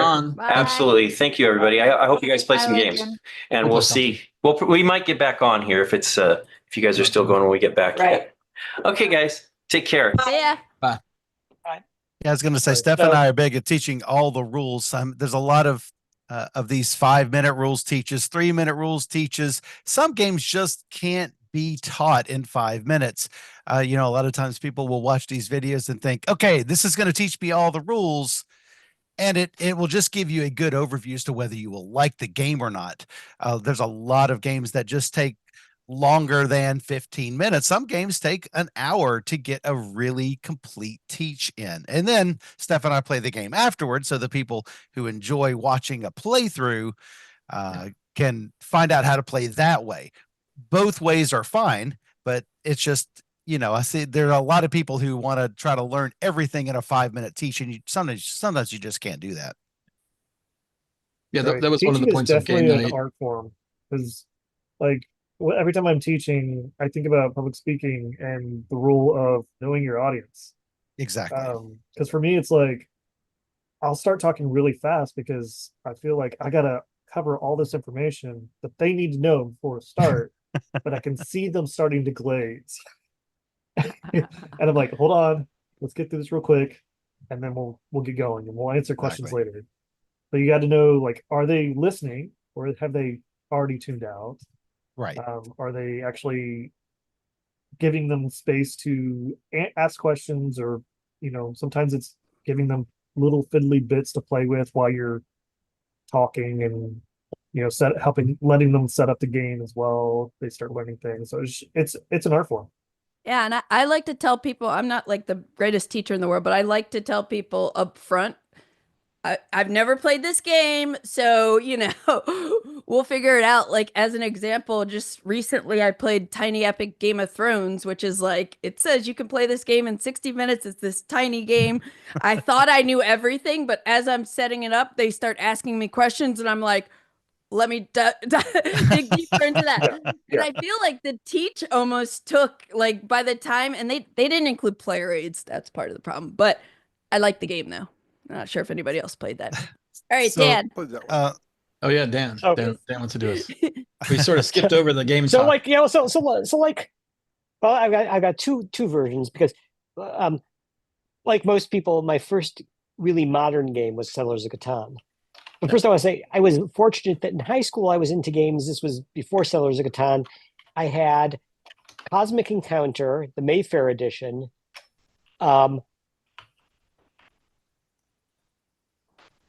Acquire, and Talisman. And my friends and I played those games to death. But then when I was in grad school, I got Settlers of Catan and started playing that and started wearing it out. And a friend of mine had laminated his card set. And I thought, well, I should laminate my card set because so it doesn't wear out. And I thought about, looked how much it was going to cost to laminate card set. I was like, I could buy a whole new game for that set. And then I thought, for that amount of money, I thought I could buy a whole new game. So I went online looking for other games, and I found, and I'm going to share this, I found this website called Fun Again Games. And this was, let's see, is this sharing? No. This was my first order after I found Fun Again Games. I wrote down his address. Oh, you don't live there anymore. Oh. I don't live there anymore. No. It's What was Jagunet? Do you have that email? That was some local provider. Jagunet. But I saved these. This go back. El Grande, this was May. Medici, Cosmic Encounter, more Cosmic. More Cosmic Encounters. Hey, you got a damaged box version of Tigris and Euphrates. I got to say, which I still have in the basement. I still have that damaged box version of Tigris and Euphrates. Wow. I wish I wouldn't have gotten the damaged box. That was wow, $40 for a game back then. That was, that's a lot. That's a ton of freaking money. That was a German import. That's like $1,000. That was a German import. So that was before. I don't think there was a. You got Samurai. That was late May. Then less than a month later, Union Pacific for $28.95. Wow, what a deal! Yeah, because you get that game's like $1 million. It was just Dingmacher. So wait. Oh, Moo and More. Moo and More. I like that. I love that game still. That's a fantastic game. Nightmare Chess. Bonanza for $9. What a deal! I think a new version of Moo and More. I remember Bonanza used to come in just a little tiny box. I have Moo and More revised edition. They were price matching back then. Against who? What? They were price matching. I have no idea. I was a graduate student. Maybe it was Boulder Games. I don't know how I managed to come up with this. Boulder Games. And Boulder Games. Yes. Oh, there's Boulder Games. Comic Sans. That's probably who you. It's Comic Sans. Comic Sans. Anyway. Jim. You can see this is all. This is already August. Deluxe. This is only like 3 months later. Yeah. From me. Hey, falling. 5 copies of Lost Cities. I feel like I did. I feel like I did pretty well. What's that? 5 copies of Lost Cities. 5 copies. That was not. How many of these games do you still have? Some. I still own. I don't have El Grande anymore or Medici. I still got Tigris and Euphrates. I still got Samurai, although a different copy of Samurai. I've got Modern Art, although a different copy of Modern Art. I've got that copy of Demacher, and I've never given that up. Wow, I've got Bonanza, but not that. But, no, I think I have that copy of Bonanza. I don't know. But I've gotten rid of a lot of games. Lost Cities, I've had multiple copies of the Lost Cities. Taiyu, I've still got in the basement. Oh, a credit card fee on the Boulder. Yeah, Games. I saw that 3%. Yeah, the Boulder Games was. They charge How- credit card fees on How that. could you pay so, cash? There was no way to transfer cash back You then. no, he would accept No, a money yeah. order. You'd A send money a money order, right? Money order. Sure. So Boulder Games, to place an order, it used to be that you would have to call their telephone answering And machine leave a message. and leave a message Yeah. with all your I've done. information, including the first time, I think, your credit card Yeah. on their answering I machine. did that. I did that too. It I don't was, have the receipts though. Jim at Boulder Games, one of the nicest guys ever. And he would It send you is- candy. He'd send Yeah, you he was- candy, and do you remember why he got out of the business? Why he did it? No. he went into, he became a potter. He became a potter, and he wanted to focus more on his Pottery. pottery, and the other big thing that he wanted to do was, why can't I think of the name? Not airsoft, but paint guns. He was doing paint gun. He was a paint gun warrior in the weekends, and he didn't want to bother with having to pack stuff up anymore. Dan, go back 2 pages. Go back to. I saw it said, "Sorry for the problem with this, Dan." Yeah. What is that? Bonanza? Out of stock. I have no Oh, out of idea. stock. It's But, zero uh, quantity. Maybe you know what? My guess But is I'm it just curious. didn't What show is up in the- Prisma for $59? Prisma, never heard of that. That's a good question. If only I there don't was a know. website where you could I'm- look that up. Is there- Look it up, Aldi. Look it up. I'm curious what it is. Yeah, I have no idea. Clearly, it was a poor purchase because I don't have. Oh, it it is a on my game. own. It's one of Knizia's earliest published works. Oh wow, yeah. Yeah, that's probably why I From got it. 1991. Oh yeah, it's like a really nice wooden box game. Where Players should form the try to best form poker the hands in a best poker square, hands. Yeah. where one player is tallying from top to bottom and the other from side to Interesting. side. This is when Avalon Hill went out of business, and they just were blowing all the prices Yeah, out on Amazon. I bought all that too. I've got that too. But I $17.50 for Titan. I got that Titan. No, I got still that too. have that copy of Titan. Yeah, I got that one too. That's a great copy. And I've played. That's gotten a lot of play. Buckets of dice, baby. Buckets of dice. It's a great game. It is. You're not. So Daniel, I heard you Anyway. mention Talisman. Have you played the new, like with the mittens on version of Talisman? Like how I've it's not just played Talisman probably since the Games Workshop second edition. so which was, the newest version of Talisman. I picked it up. I don't know. I think I was at a game store and I just picked it up and I made my son and his friends play and I started playing and it's man, it's so it's so kind. It's like the toad lasts one round and you get to keep your stuff. You don't drop it. Oh, Like you don't even lose your stuff. Like the stuff What? stays on you as the toad. I mean, it lasts one I round. understand what they're doing there. What's fun about missing a turn? You know, It's the worst thing. It's the worst thing ever. Missing a turn is in any game ever. Not being able to do anything is the worst Yeah, thing ever. three turns. not yeah. me, but a friend had Talisman with all 6 expansions, and we used to play it. Talisman with all 6 expansions took about 5 or 6 hours. Oh yeah. It was brutal. One of my when we would play D&D and we couldn't get enough people together to play, like we can't play because we don't have the wizard here or something like that. We would play Talisman. That would be what we would do. And I remember we sat down to play Talisman in one of my buddy's basements because we couldn't play D&D. And I remember my character, my elf or whatever, we played the bloodthirsty rules. Like if you died, you were out, you know? And I remember my Are there any other character, rules? I died like pretty quickly, like 6th turn of the game. Like I just bad luck, I died. Yeah. And I remember I got up and I collected my stuff and I said, well, I may have lost, but I won because I got to stop playing. It's your first out. and then somebody called me afterwards. The game took 6 hours. It's like you won. So, a lot of people. I'm going to take a quick bathroom break, but I'll be back. So I'm a lot of sure you guys people more to talk about. will play Talisman where they get their stats up so high that they can't lose going into the central region. And I think that's one of the reasons why Talisman games go so long.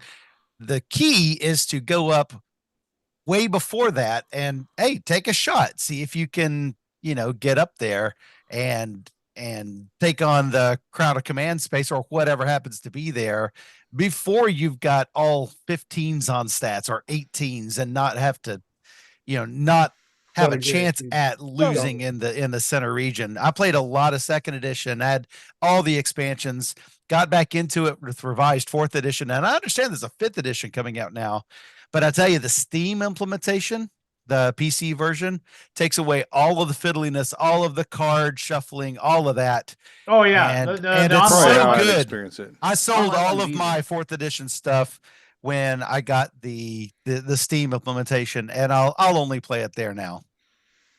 Especially if I get reminiscent about any of the old Talisman But then you're stuff. not sitting around a table with your friends, which is really the best thing about Talisman. Oh, you can still play Steam. You can still play using Steam, and then we just connect over Discord or whatever. And you are not Facebook. sitting around a table with your friends.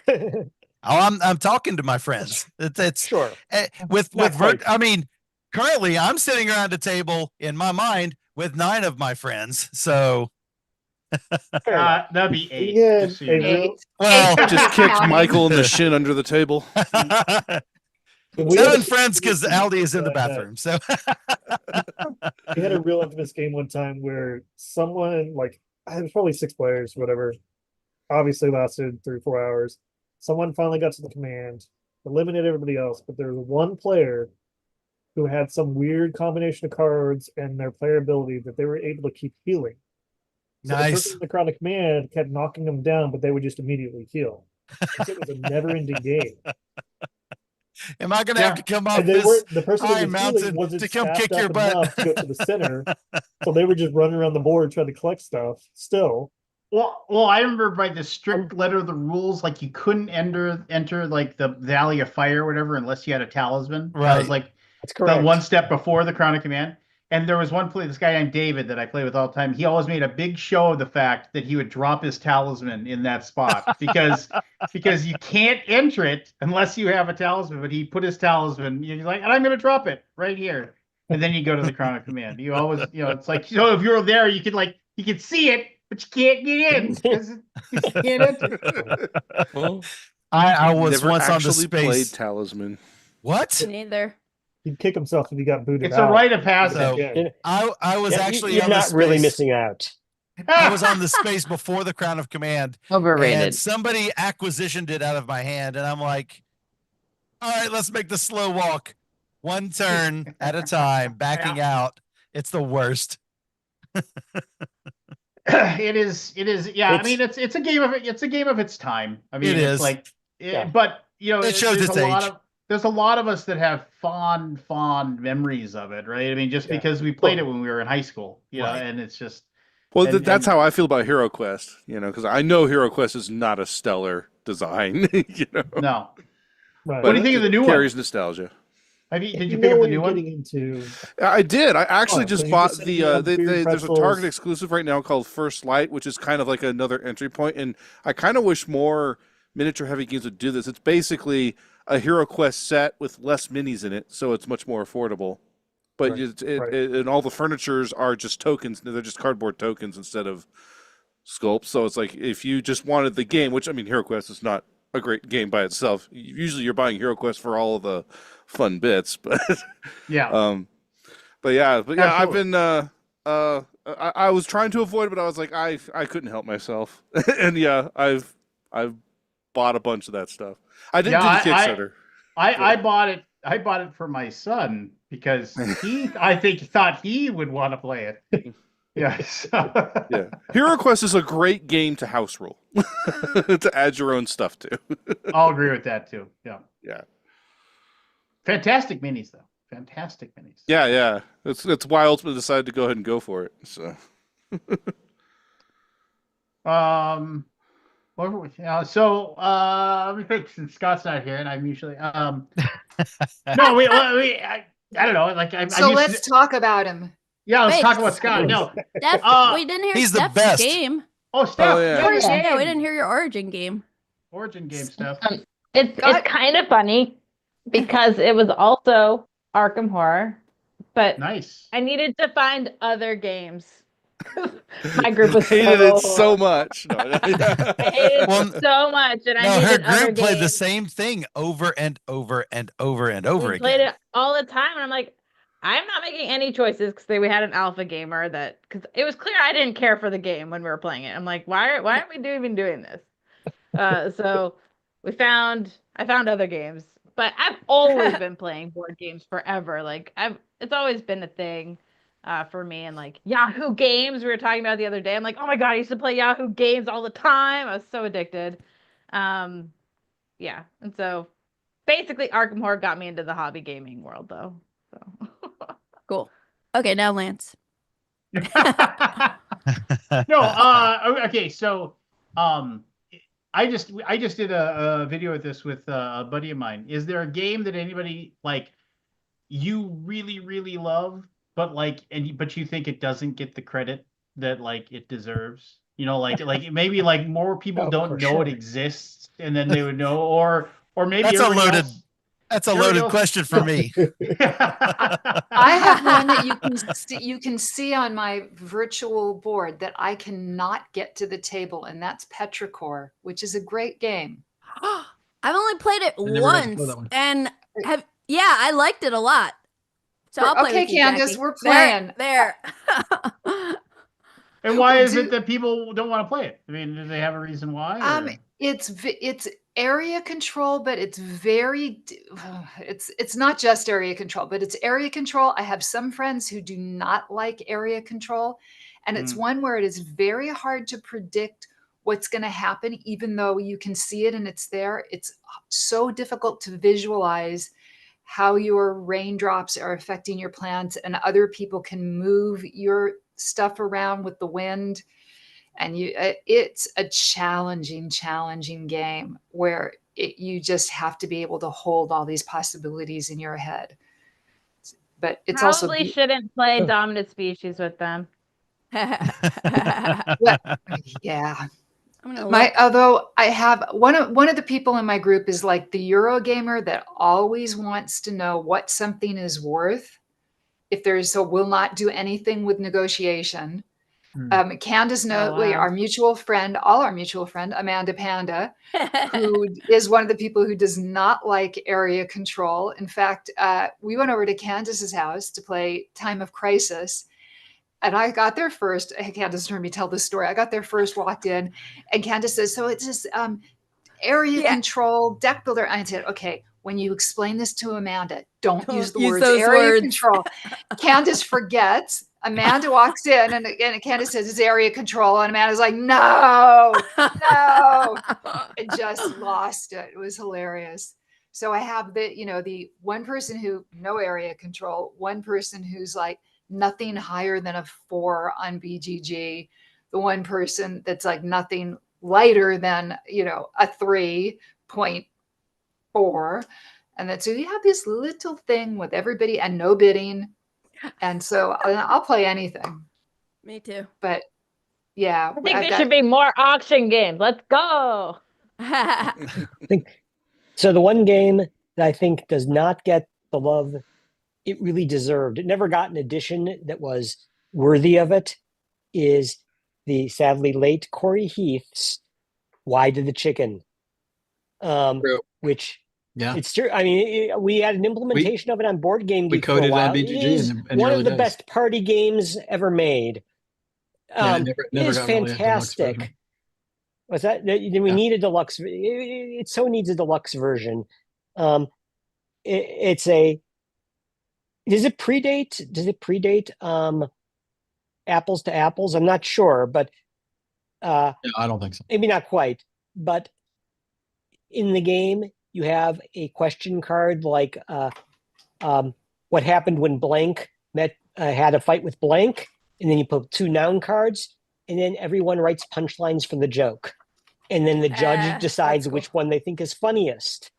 And the reason it's hard to get to the table because everyone thinks, oh, I can't write jokes. But the trick is to just write punchline after punchline, whether it's funny or not. And everyone can write as many as they like. And you put them in, and you just the humor comes out of the person just reading all the jokes. It's just hysterical. Yeah. Why does blank hate blank? Why does a firefly hate a frog? Yeah, stuff like that. And then, it was 2 nouns and a question. It's just it was great. The one edition wasn't very good, and it was just like note cards. And Corey had no real interest in publishing, so no one else. Yeah. I don't understand why more people don't talk about Santiago. and I thought there was a new version that was supposed to come out, but like Santiago is awesome, and I it's think like it's because it's a something very plain graphic design. Like, it's very exactly. plain. It needs to be reskinned, but it's like it's so awesome. Like every time I play with like casual gamer friends, they go nuts for it, and yeah, it's just It's got a really mean good. thing though, right? Like, Oh yes, it is. Real It's a, mean. it's a wonderfully mean game. It's like one of my. I love mean games. What? We're just irrigating crops. Nothing. No. I guess You're you the look canal good in water. overseer. Yeah, Yeah. there's bribing. But I'm not. I'm gonna say this one. Polynesia. Polynesia. Yeah. Yeah, like this game came out the year in the pandemic year when we were doing the live streams, and I hosted. I guess I forget who from Ludanova. And I was just like doing the thing where we're like hosting the stream, like, oh, tell me about that game. But then, like, afterwards, I kept thinking about it. And then I ended up picking it up. And it's like so awesome. I think there's like no luck. I think, I don't think so. there's either no or minimal luck, but you're trying to get your little meeples as far away from the volcanic island. Well, I guess there's luck because you're pulling cubes out to see like when it's gonna end kind of thing, but like you can use other people's boats and move them with you, so there's like lots of cool player interaction. It's light, but it's catchy. So don't forget this one, y'all. It I is will catchy. say one of my personal top 3 that I don't ever hear anybody talk about is Blue Moon City. It's I mean, when it was. I agree with you, buddy. It just doesn't exist, right? I mean, it's like it's out of the out of the zeitgeist, as you will. But when it came out, everybody was like, "Blue Moon City, this game's amazing." Right. And then if you were in the know, it's still top 3 for me. Yeah, I still bring it to most conventions I go to. I have the boxes of games I bring to the conventions. I bring Blue Moon City. It's a great game. I just got it from someone at a virtual flea market like a year ago. I've never played it. It's a shame because I feel like most people I've talked to who weren't in the hobby 20 years ago never heard of it. Do you all remember a game called Goldland?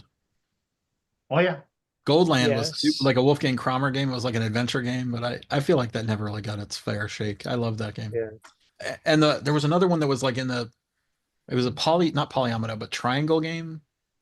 You were trying to get the ice flow down the river. What was the name of that one? I'll come up with a minute.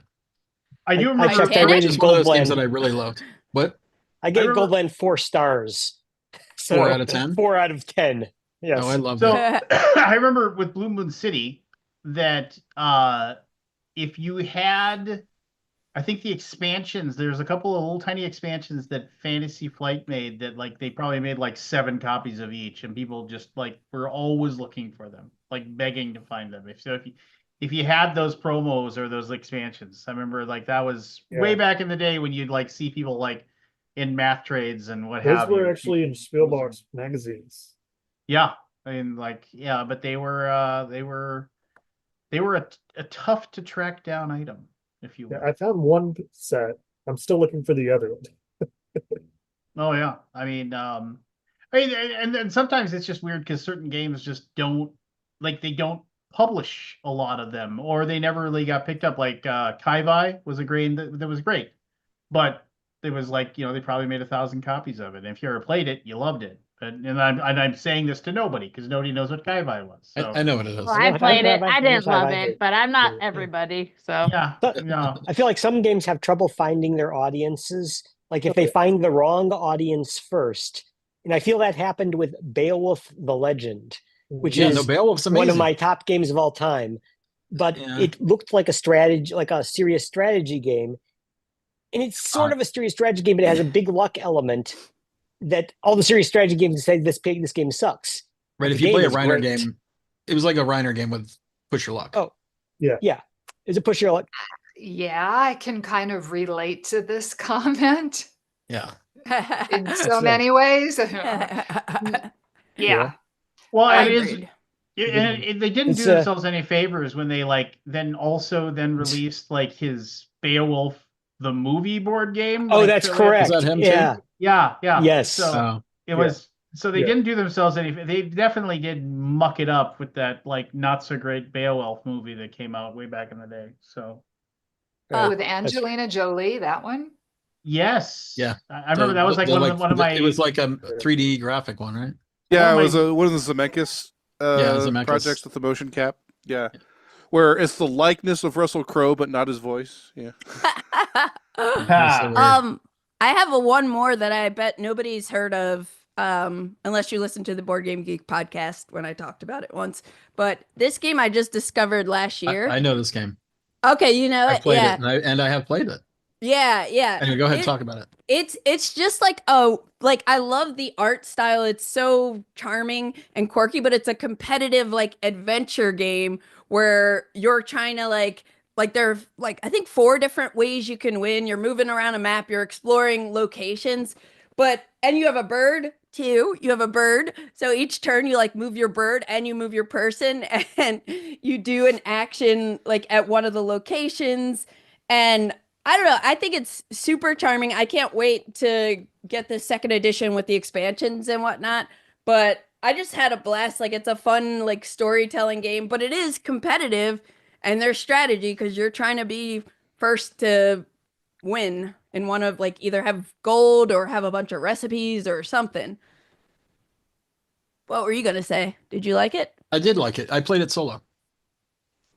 It's fine. Yeah, I was going through the adventure game phase and just playing fine. Yeah, I liked it. It was it does some weird stuff that I'm like, that's different than I've ever seen before.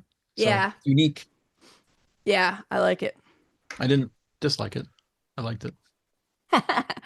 Well, I played it with 2 players, and it was super fun. Like our stories as we go to different places, and also like the interaction of like, my friend Chuck uncovered something somewhere.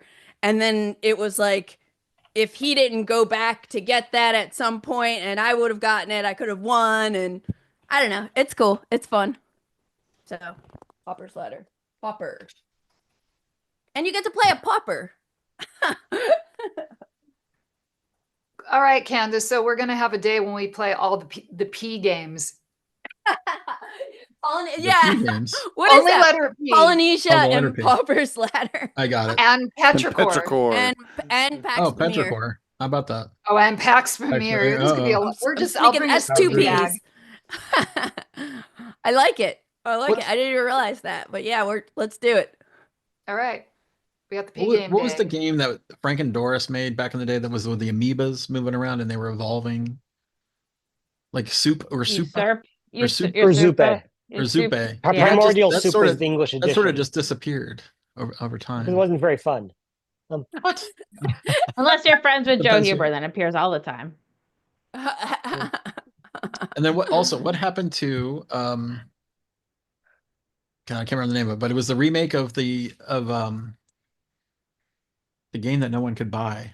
Gosh, what was that game? Anyway, I'm losing my words on these games. The remake, but it was like a math game where you were kind of like it's like it had a space theme and then it had like where you're collecting gems theme. Like it got remade. Oh, it's like the Outpost, which was remade to Scepter von Zavendar. Yeah, what happened to that? What happened to that? I want that back. This is amazing. I love Outpost. Zavendar. I mean, it takes like 5-6 hours to play. It wasn't that long, was it? Zavendar is like a couple hours. Outpost is more like 3 hours. 4. Yeah, those are some games that have sort of gone. I have a great idea. Let's do the BGG campaign for North Africa. Yes. Yeah. For those in the chat who don't know about Campaign for North Africa, just go look it up on BGG. It's one of my favorite pictures. It has one of my favorite pictures. I'd be curious to see what the girl in that picture looks like now, because this was 20 years ago when it got posted. There's the guy took a picture of the game with his daughter laying next to the board, and the board is bigger than her. It's a cute picture. Okay, I have a slight sidebar, and I think Aldi, I talked to you about this before, but I'm finding myself getting more and more Star Trek games, but I still haven't like quite gotten into the show. What is everybody's recommendation? And actually, I just geek mailed somebody to try to get the Mage Knight Star Trek game. Star Trek Frontiers. Anybody play that? No? It's Yeah, long. I mean, I love Mage Knight, so I have problems with it. Did you like Mage Knight? Yeah. Oh. It's a more of a production problem. It's super dark. It's hard to read everything. It's like gotcha. It's not like that hurdle of like, what is that? I don't even know what that is on the board. You know, like that kind of stuff. Gotcha. So, well, and it slows it all down. I need the recommended Star Trek. I'm next gen all the day. Watch all of it. I You can skip agree. season 1, but next gen, maybe not. Yeah, maybe not season Next 1. gen. I mean, that's mine. Okay. But that's 2. In all seriousness, but I don't have you all could this. I probably don't have find the like full a watch knowledge list of episodes to hit and episodes to skip because, like, Yeah. you know, Yeah. no You probably question, could those look first up- 2 seasons of Next Generation, there's some. they're a little stinkers. rough. They're a little rough. Yeah. But yeah, but Okay. next gen is amazing for me. Deep, Yep. I watched Deep it in real Space time, Nine by is the way. pretty is probably better. Which one? Deep Lower Space Nine decks, is probably lower a decks. little better. I haven't seen much since Deep Space Nine, so I can't speak to anything else. But Okay. All right. Thanks. I got to do the most awesome thing ever is I had made friends with somebody who was the assistant to the doctor on Deep Space Nine. And they set us up to do the insiders tour of the Star Trek sets. So we had, it was just, we got a private tour of the sets for Deep Space Nine and Next Gen. And it was amazing. And if you wanted to, you could open the doors and they did the sound because, you know, whenever you see the automatic doors opening, not to burst your bubble, but there's somebody on the other side of the door pulling it open. Oh no! So nothing is automatic. But the funniest thing was to go into the now I'm losing words. The directory on Deep Space Nine, you know, what's there. You go up and you read it. It's all corporations from science fiction books. So people were really amazed because I went up there and I was like, oh yeah, this is from this book. This is from this book. This is from this book. Like, how do you know this stuff? It's like, and is that one newer than Next Gen? Yes. It's the one that was set on this fixed space station. Okay. Doing it's the one with the Ferengi. Okay. Which is I only know them because of Star Trek Ascendancy. Yeah. And then the sick bay, they had all these weird toys that had labels on it to make them look official. And when you got up close and you read the labels, it was like, you don't tug on Superman's cape, you don't spit into the wind. You don't, whatever the next line is, and you don't mess around with Jim. And those are the medical instructions. It was just great. All right, this will be the year I get into Star Trek. You guys want to play a game? Yeah. All right, let's play Yes. some. Which way we play? What do You you got think? Jackbox or BGA? BGA. BGA. What did we play last time with this many people? Let me see. Just one. We could do Challengers. this is a perfect We need size one more just for one. challengers. Just one. The only problem is you want to just like one. I'll share my screen, but you shouldn't have. You basically have to minimize it. You got to not cheat when it's your Just turn. not look at my. Oh. Look at my screen. I will just put BGA full screen. Yeah. How's that? I'll cover you up. I don't know if anyone can get this anymore, but this is the official Star Trek pad. Oh, neat. On iPad. And it actually is that has LCARS? Nice. Yes. It actually has sound. Is it a game or just? No, it's just a pad, a PADD device, and you can actually interact with it. You can click through and see all the different characters and stuff, and I don't know if you guys can hear the sound coming out of that, but it's not pretty coming through, fantastic. yeah. But I've got a uniform and everything, so sometimes during Halloween I'll dress up with this and just walk around, and it's great. Cool. So that means you'll have a greater appreciation for Star Alliance and Keyforge now, right, Candace? If you can start. Yeah, we'll see. I might be pushing it. Still love my Brobnar musician. Jackie, what's your giants. BGA username? Who? Jackie. I'm a foxy one. We know that, but what's your BGG BGA username?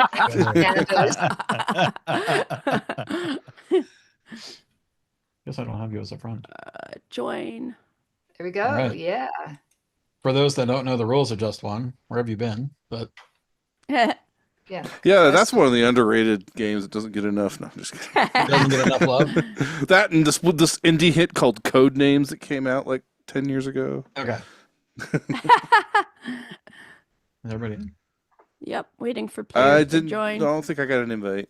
Wigsby, I put you on. So Yeah, I see you. You're grayed out though. yeah, you just got to refresh. Yep. Or something. Okay, yeah, it's there it is. Boom. There it is. So basically, when you're the guesser, you don't get any information, and you get basically the team has to provide you with the words to make you lead you to the clue. If any of us collide with our clues, they get removed.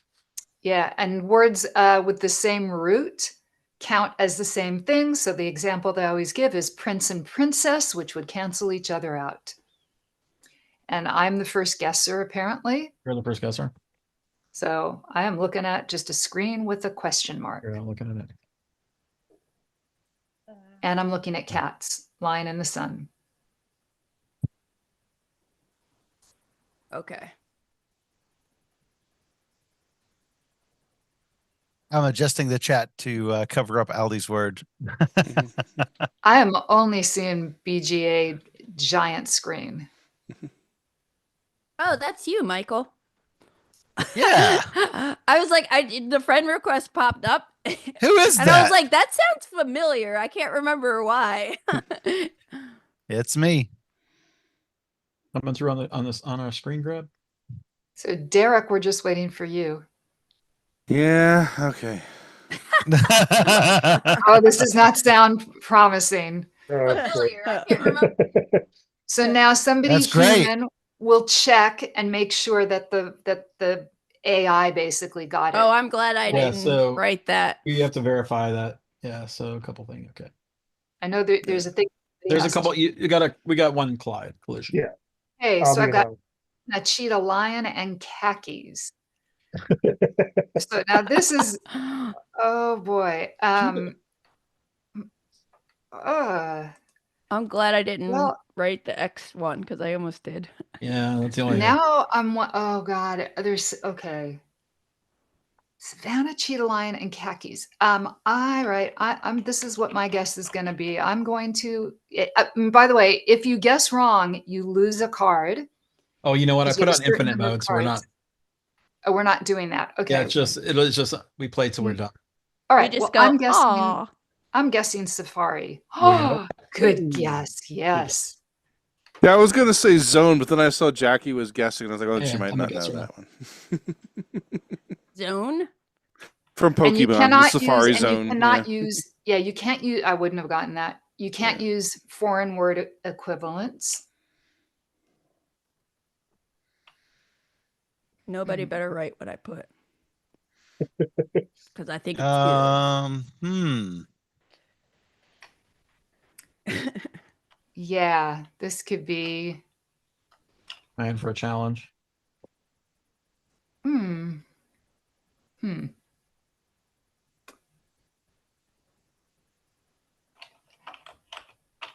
right.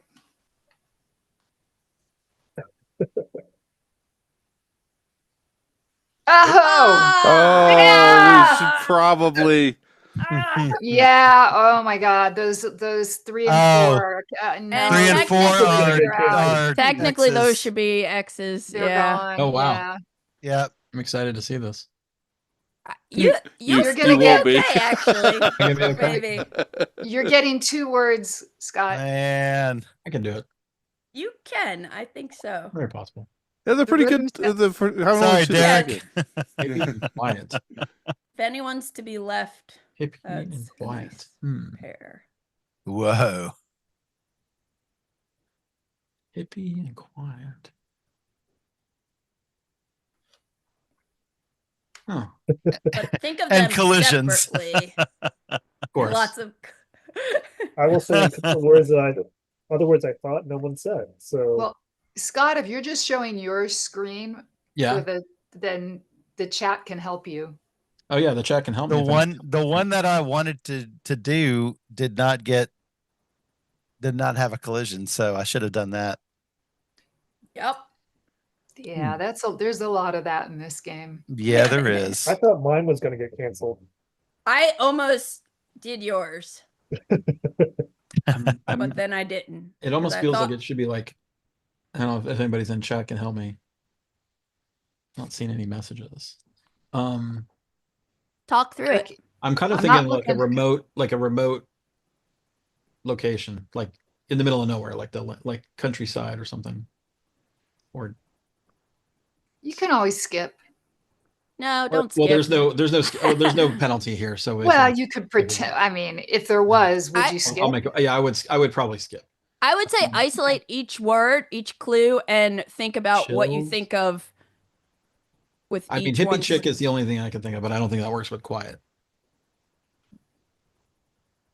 No, you guys almost got quiet. So what Yeah, does work? With commune? You know quiet? what commune is definitely like, but I mean commune, but they would have But so many. also, you can metagame a little bit. Like when I was Oh, you know looking what? at I think I got it. I'm gonna Do just it. go. Meditate. Nope. Oh, Good try. Close though, yeah. That was good. I will say on the BGA version of Just One, the words tend to be fairly straightforward, and if you come and play Sometimes. randomly with strangers, you will get a lot of people who are practicing their English and their English is really good, but they don't have the same cultural references. Yeah. You have to do worldwide. Okay. Oh, Scott, if you and I came up with the same word, I'm going to be so disappointed. I don't think we did. I went pretty out there. Who's pretty the out there. guesser this time? That's It's me. oh, it's Michael. Okay. Yeah, always helps to know Nope. who your guesser Yeah, is. it's me. Well, if you're saying it's me Steven, and we can't Steven. Oh, I see. They put the little question mark by your name if you're the guesser. Yeah. Oh. I guess this is Top right. We're good. Oh, I have to decide if anything. I love it, Derek. They're fine.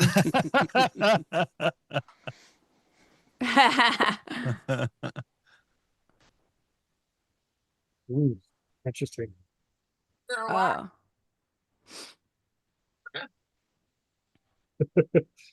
Yeah, I got it. You got it. Thank you. I say that. Yeah, these are good It's clues. nice to get 6 clues. Yeah. Got it. Nice. Yeah, I was thinking about like sweet wine, but then I also thought about Port Royal, the game, and I thought yeah, somebody else yeah. was going to write that. Who's guessing? Oh, me. I know. I'm sure somebody is going to double me out, but I'm doing this anyway. Remember, I do not know Star Trek. Wait, why would you say that? Just in case. Just in case. Really? I know Battlestar and Star Wars a little bit.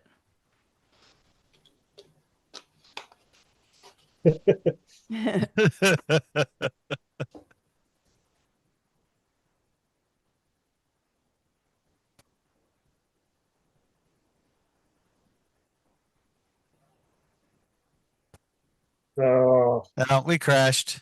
Uh-oh. That's not bad. How many crashes? One. just one. One. Just One pair. One. Yeah. Just Big. one pair of collisions? Yeah. Well, I had Yep. something else, but I could not do it. Oh, I need to decide if there are any others in there or not. Yeah, they're fine. There we go. Yeah. All right. Okay. Yeah. So That one wasn't What? my favorite, but is the Scotty from Star Trek like beam me up, Scotty? I'm not allowed to tell you, Oh, Candy. I know what it is.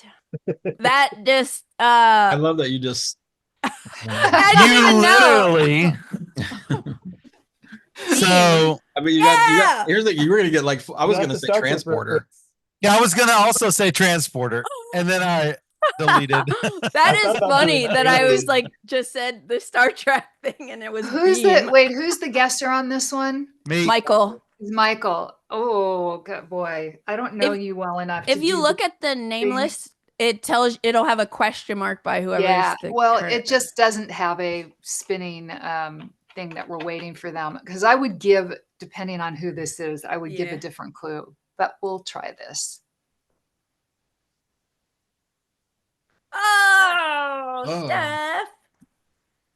And then we need a ruling on me and Stevens. Uh-oh, that No, no, doesn't they're- sound That's good. fine. No, It is you're fine. absolutely I think fine. you're I fine. think that's Okay. It's legal. not the same Okay. word. That doesn't Okay. sound good at all. No, it's fine. Okay, good. Okay. All right. I'm going to send it. They can have similar meanings, but they're not the same root word. Yep. Ah. Oh, yes. Yeah. I know what this is. Everybody Yeah. knows me. Yay. I leech off of your stash every time I'm in Dallas, man. That's exactly it. Oh, there's some contention in here. All right, let's try this. Uh-oh. Yeah.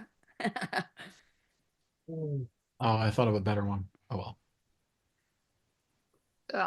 As long as you didn't think of the one that the rest of Yeah. us thought of.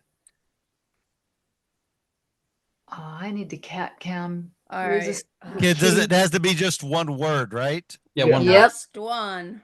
Ah. That's why it's called just Yeah. one. Then you have to tell me what you were thinking, Michael, because you know it's me guessing, and I want to know what you were thinking. You have to tell me after.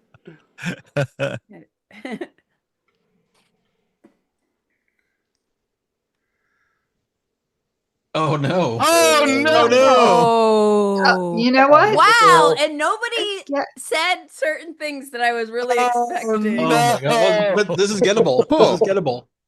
It is Okay. gettable. Well, It all right. is gettable. Yeah, I think I got this.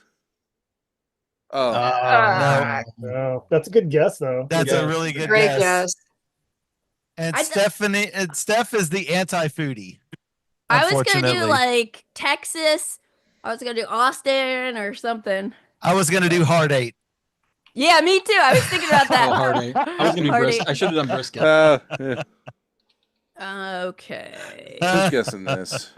Okay, Aldi and I are Oh, Steph wouldn't 100% know that. canceling each other Steph out. is Are we? guessing. Well, we'll see.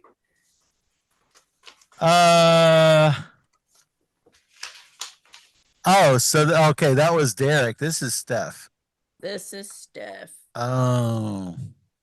which I don't know if I thought about when I put. It's a good my thing we're not answer. keeping score. Yeah, I didn't think about that either.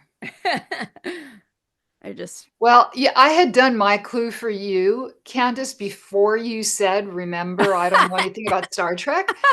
And it was It like, was so silly that you were said that because That's we were like, funny. you know the clue Yeah. already. I'm gonna do this just in case. Are you sure you want to do that?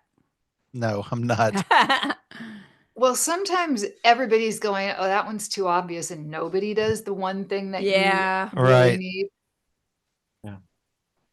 Or everybody decides no one's going to do that because Mine it's might so be too. obvious. Ah, hilarious. Huh. Wow. No worries. She wouldn't have known that. She won't know. Probably not. No. But I couldn't think of anything else that would. Same I here. didn't get that either. I was going. Yes. So long, and thanks for all the fish. Yes, I was. Yep. Probably wasn't going to get it, but I couldn't think of any. I might have thought was fish. I just was worried that Scott, that is like, you are old enough, as am I, to remember Flipper. I was almost wrote Flipper. Yeah. It crossed Yeah. my mind.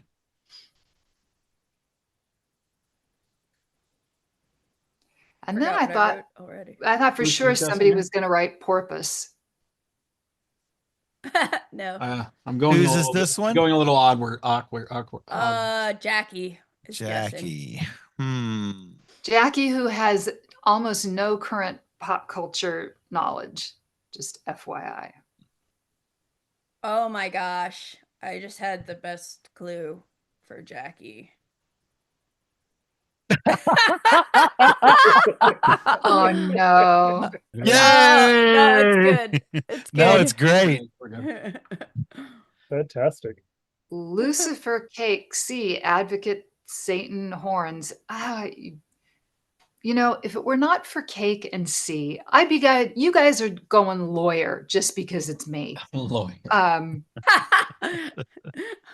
Okay, so this is all right. An evil. Well, you're basically putting evil lawyer that is in the sea and has horns. What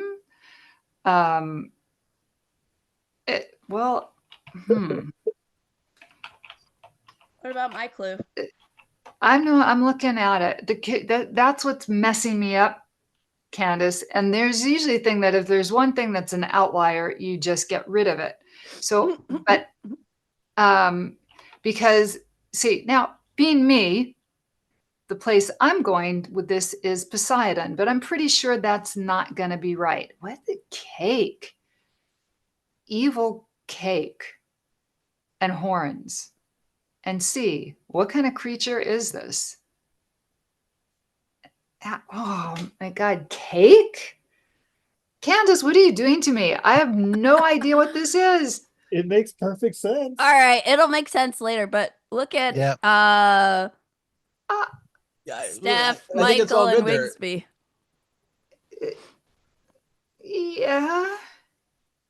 Yeah. Lucifer, Satan, and horns. It's just this is. You know what? Think about hard rock music too. Really? That's where you're going with this? Okay, I'm pretending I didn't hear any of that and doing what I would do normally in a game, and I'm just going to skip it. Oh. That was so. Oh, I see where you're going now, Candace. Yeah. It was, yeah. Sea devils. Okay.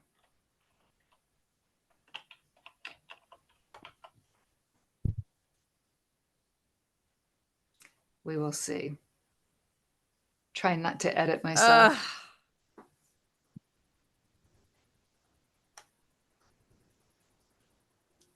I've changed my answer 3 times. I'll be back. Okay. I'm just waiting for the one where we all give the same clue. Mm-hmm. And it's like, hey, randomly guess a word. I'm nervous.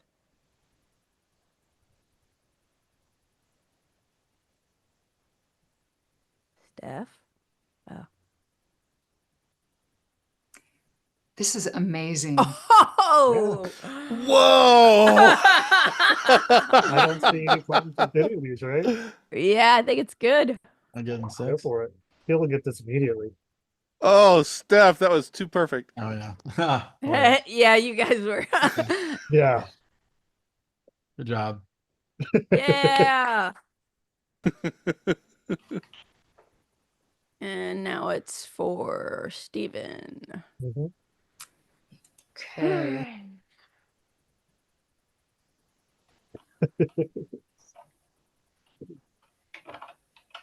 Why is it not letting me do this?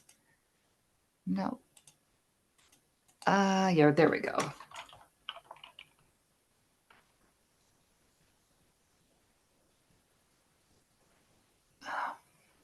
You guys are streaming in like half an hour, right?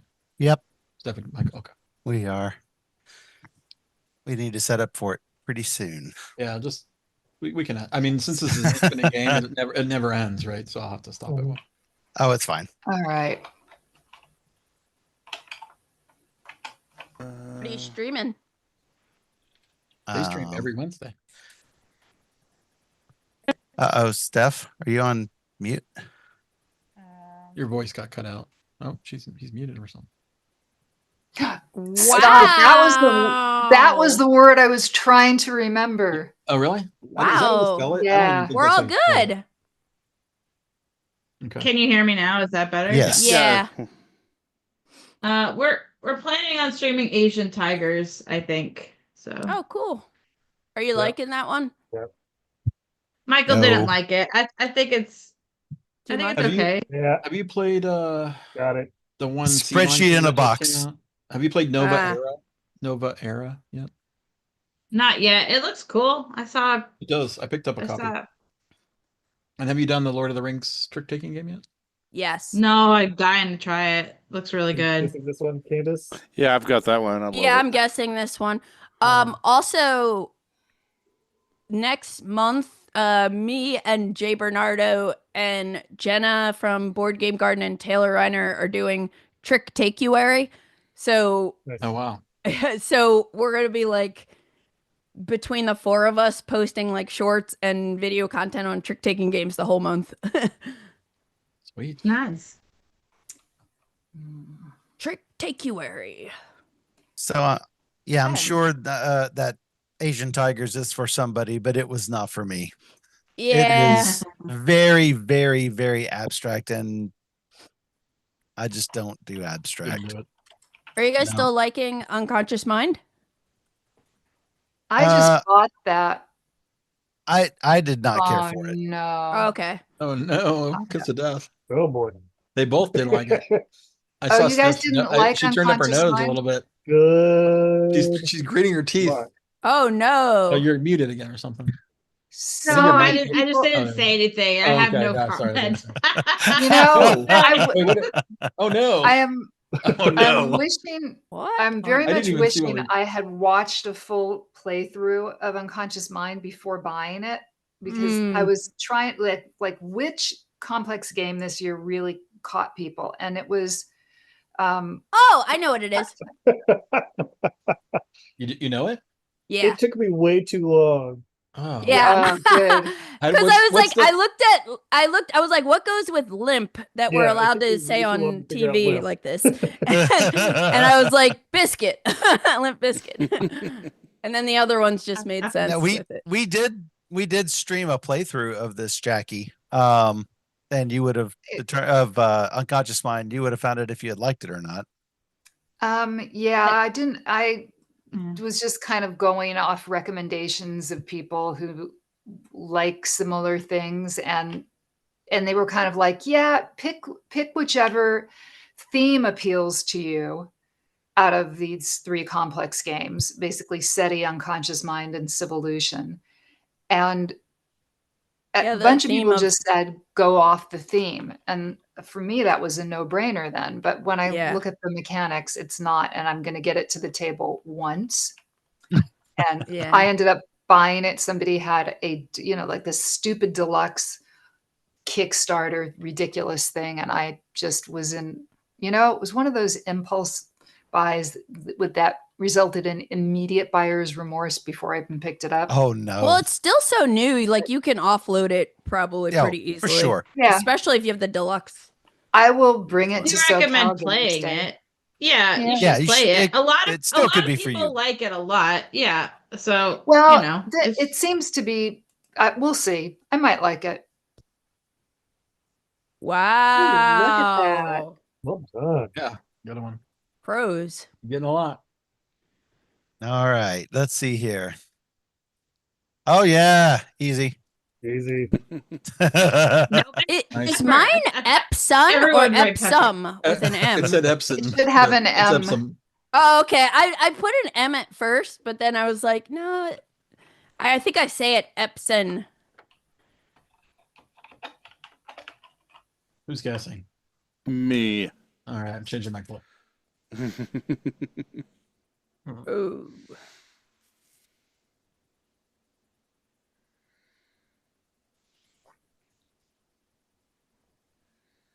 Oh, I probably should change mine, but Whose is this? This is Wigsby. Derek.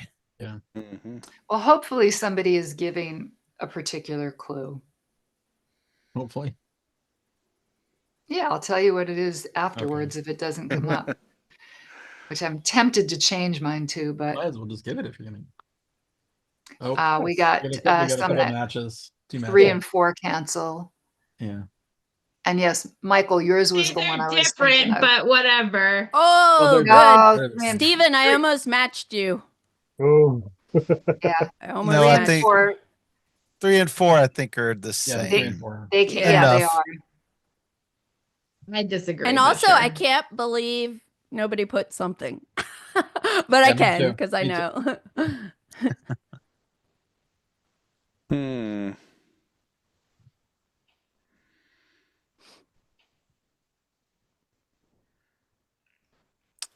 Okay. Some good old champagne. That's Okay. correct. Think Yeah. of this SNL skit with what's his face? So funny. Zap Brannigan, yeah. So funny. Oh god.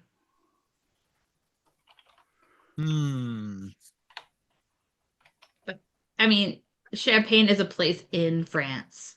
So it's It from is. France. French And it's and also France French. are the same, are different. Basically. That's fine. I think they're.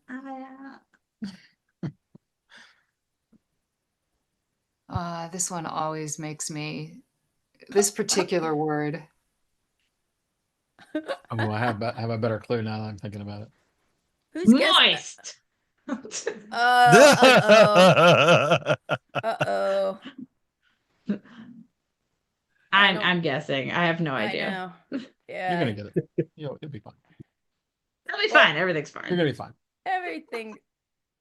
Yeah. Uh-oh. Oh no, Sorry, Jackie. Oh, No, and wait, 1 and there's a 2. double. Yeah, 1 and 2. Derek, I was going cancel. first. Oh, no. But yeah, that's a bummer. Oh no. Oh no. Okay. Maybe well, she'll get it, but I get it. There's a possibility.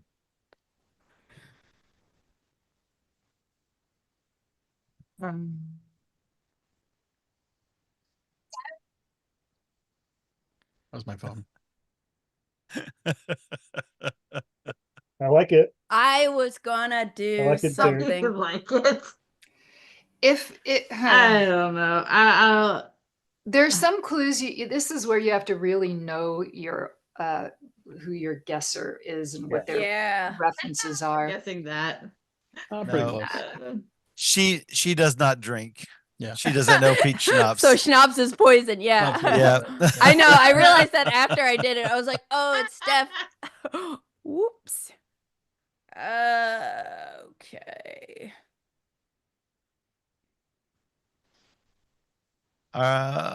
Should I do that? Yeah.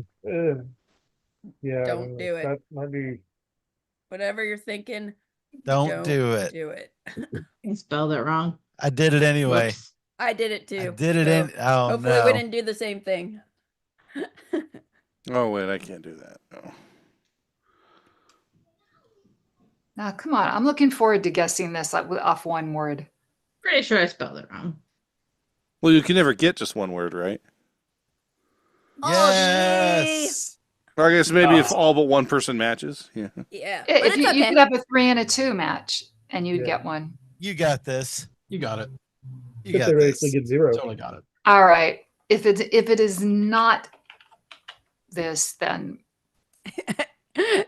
That's some pig. Nice. that's Yeah, some no- pig. And nobody Oh, did pork. I almost did it. Well, I was going to say Yeah, pork well, rind, bacon, but but, you know, yeah. That's too.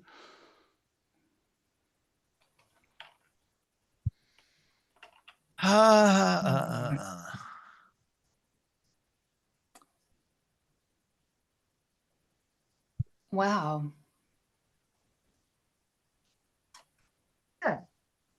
Somebody will help me with that. All right.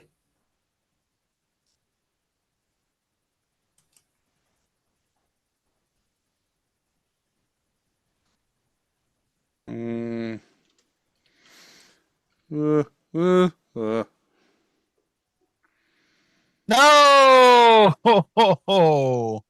Okay, so 2 and 5. Yeah. There's only Dang. one, right? People keep sharing my brain cells Yeah. here. I almost said that, so I'm glad I changed it. And Yeah, then- I Hit thought, me again. And I almost wrote what Steph wrote too. Okay. Well, That's now I get good. now I get the hippie chick. That's Well, why because she's you gotten said that hippie. earlier, so I had Well, to I think said that earlier. Yeah, it's kind of funny it came around to me again. exact same clue this time. Oh. This is probably my last one. Oh. This is my last one. Good luck, everybody. Steven, see. I don't know if I know you well enough, but I'm gonna try something. Do it. I think Steven might get this. I'm gonna make sure. There's no way Michael's doing what I'm thinking. No way. It's possible. Let me see if you guys did. No. Oh, Oh. I was going to go Is another one way. word. Oh, I'm the one that needs to approve it. Okay.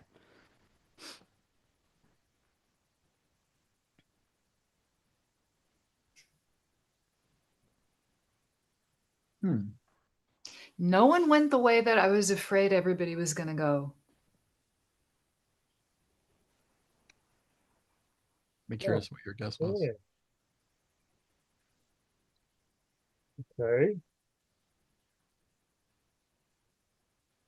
Definitely hard. That's a tricky one. I know. It's not a gimme.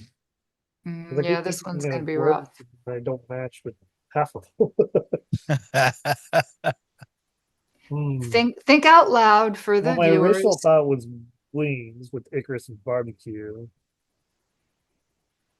It doesn't fit. Huh. Run. Cross. No. Ooh. That's a hard one. The hint I will give you is just to look at every word, see if there are any that have synonyms, Yeah, and then try to apply it to the others. Well, that's what I'm working on. Yeah. Oh, that's interesting. Ditch. Could mean run away, or it could mean like a paved out area. Interesting.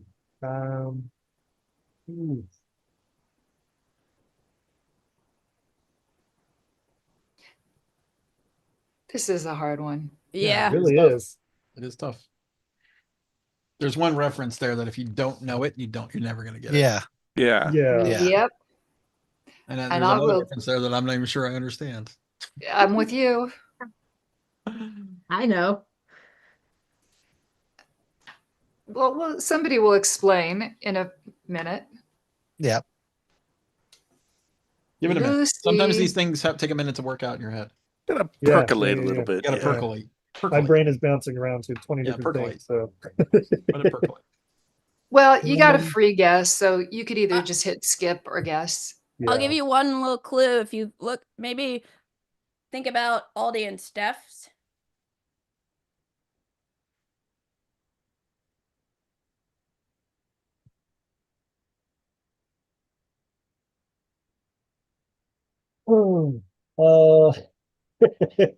Yeah. You know what?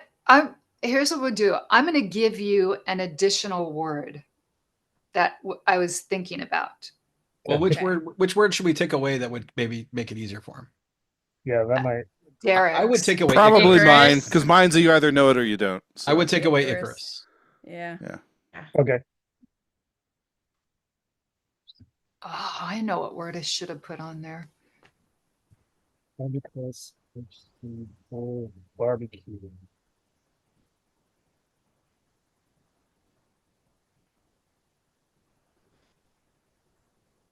Yeah, I'm at a loss. Ugh.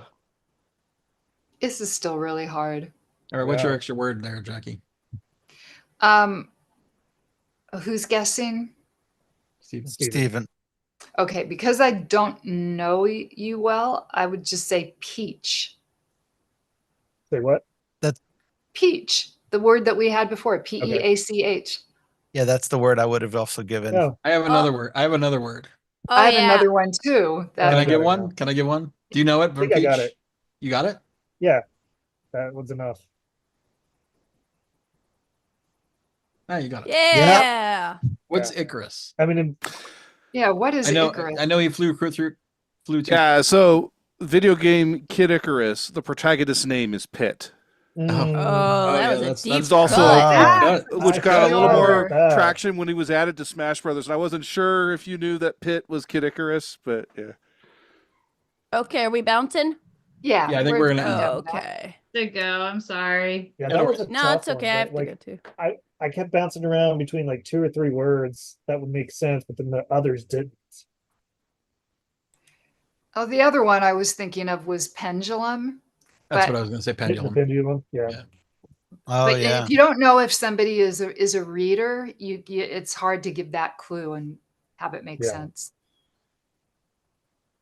Candace, Mine you have was to say mine was yes. a twofer Book yes. because Yeah. Wait, because yeah. it's Pit Bull, but also the game Pit has a bull. It does. Well, I was thinking That's true. when she said that, I thought bull pit. Yeah. Candace, you need to click Oh, another yes. thing. I'll Oh. click yes on the game just so we can concede it. Oh, I closed the window. Uh-oh. Oh, Yeah, you got to you go may have back to in. open it back Hold up. on, hold on, hold on. Yeah. We won't get So, yellow in- loss. In Oh, Dungeon gotcha. Quest, there is there's a see. tile called Pit, and whenever whenever playing and someone's ahead, you start calling, you draw a tile randomly from the box top and you Right. start calling out Pit, Pit, Pit, Pit, Pit, Pit, trying to make pit. them draw the pit. Yeah, I was assuming generically dungeons have pits. Yep. So yeah. I know we always think that because people we're gamers and people play a ton of games that we're gonna know every board game reference. Well, I Yeah. figured Steven might. Yeah. Yeah, I took a leap because you were nodding and smiling at every other video game reference I dropped, and I was like, I wonder maybe. I played a lot back in the day. I don't play nearly as much anymore, but yeah. Even like I know a lot of references, even if I didn't play the game, but I forgot about Kid Icarus. Yeah, most people did until 2008 when he got added to Smash Brothers. They're like, who the heck is Pitt? Who's Pitt? Well, thanks for coming on. Yeah, thanks for Happy having us. Happy anniversary. I guess we'll just wrap up the stream and we'll just call it a Good day. fun. Yeah, thanks for everybody for joining, and I appreciate that we got to talk a little Time- bit. Time for us to 25 stream. years. Go from one stream to the other. Yeah. Got Gloomhaven Well, tonight. let's so I'm do another thinking about 25, too, okay? so. Yeah. Absolutely. Another 25. Happy See you streaming, back. everybody. See you back at BGG 50, right? And Jackie, we have to do our P game day. We do. Let's set up our P game day. Ironically, I do have to pee. So, all right, bye. Thanks, everybody. All right, thanks. And thanks, everybody, for watching. Bye. Bye.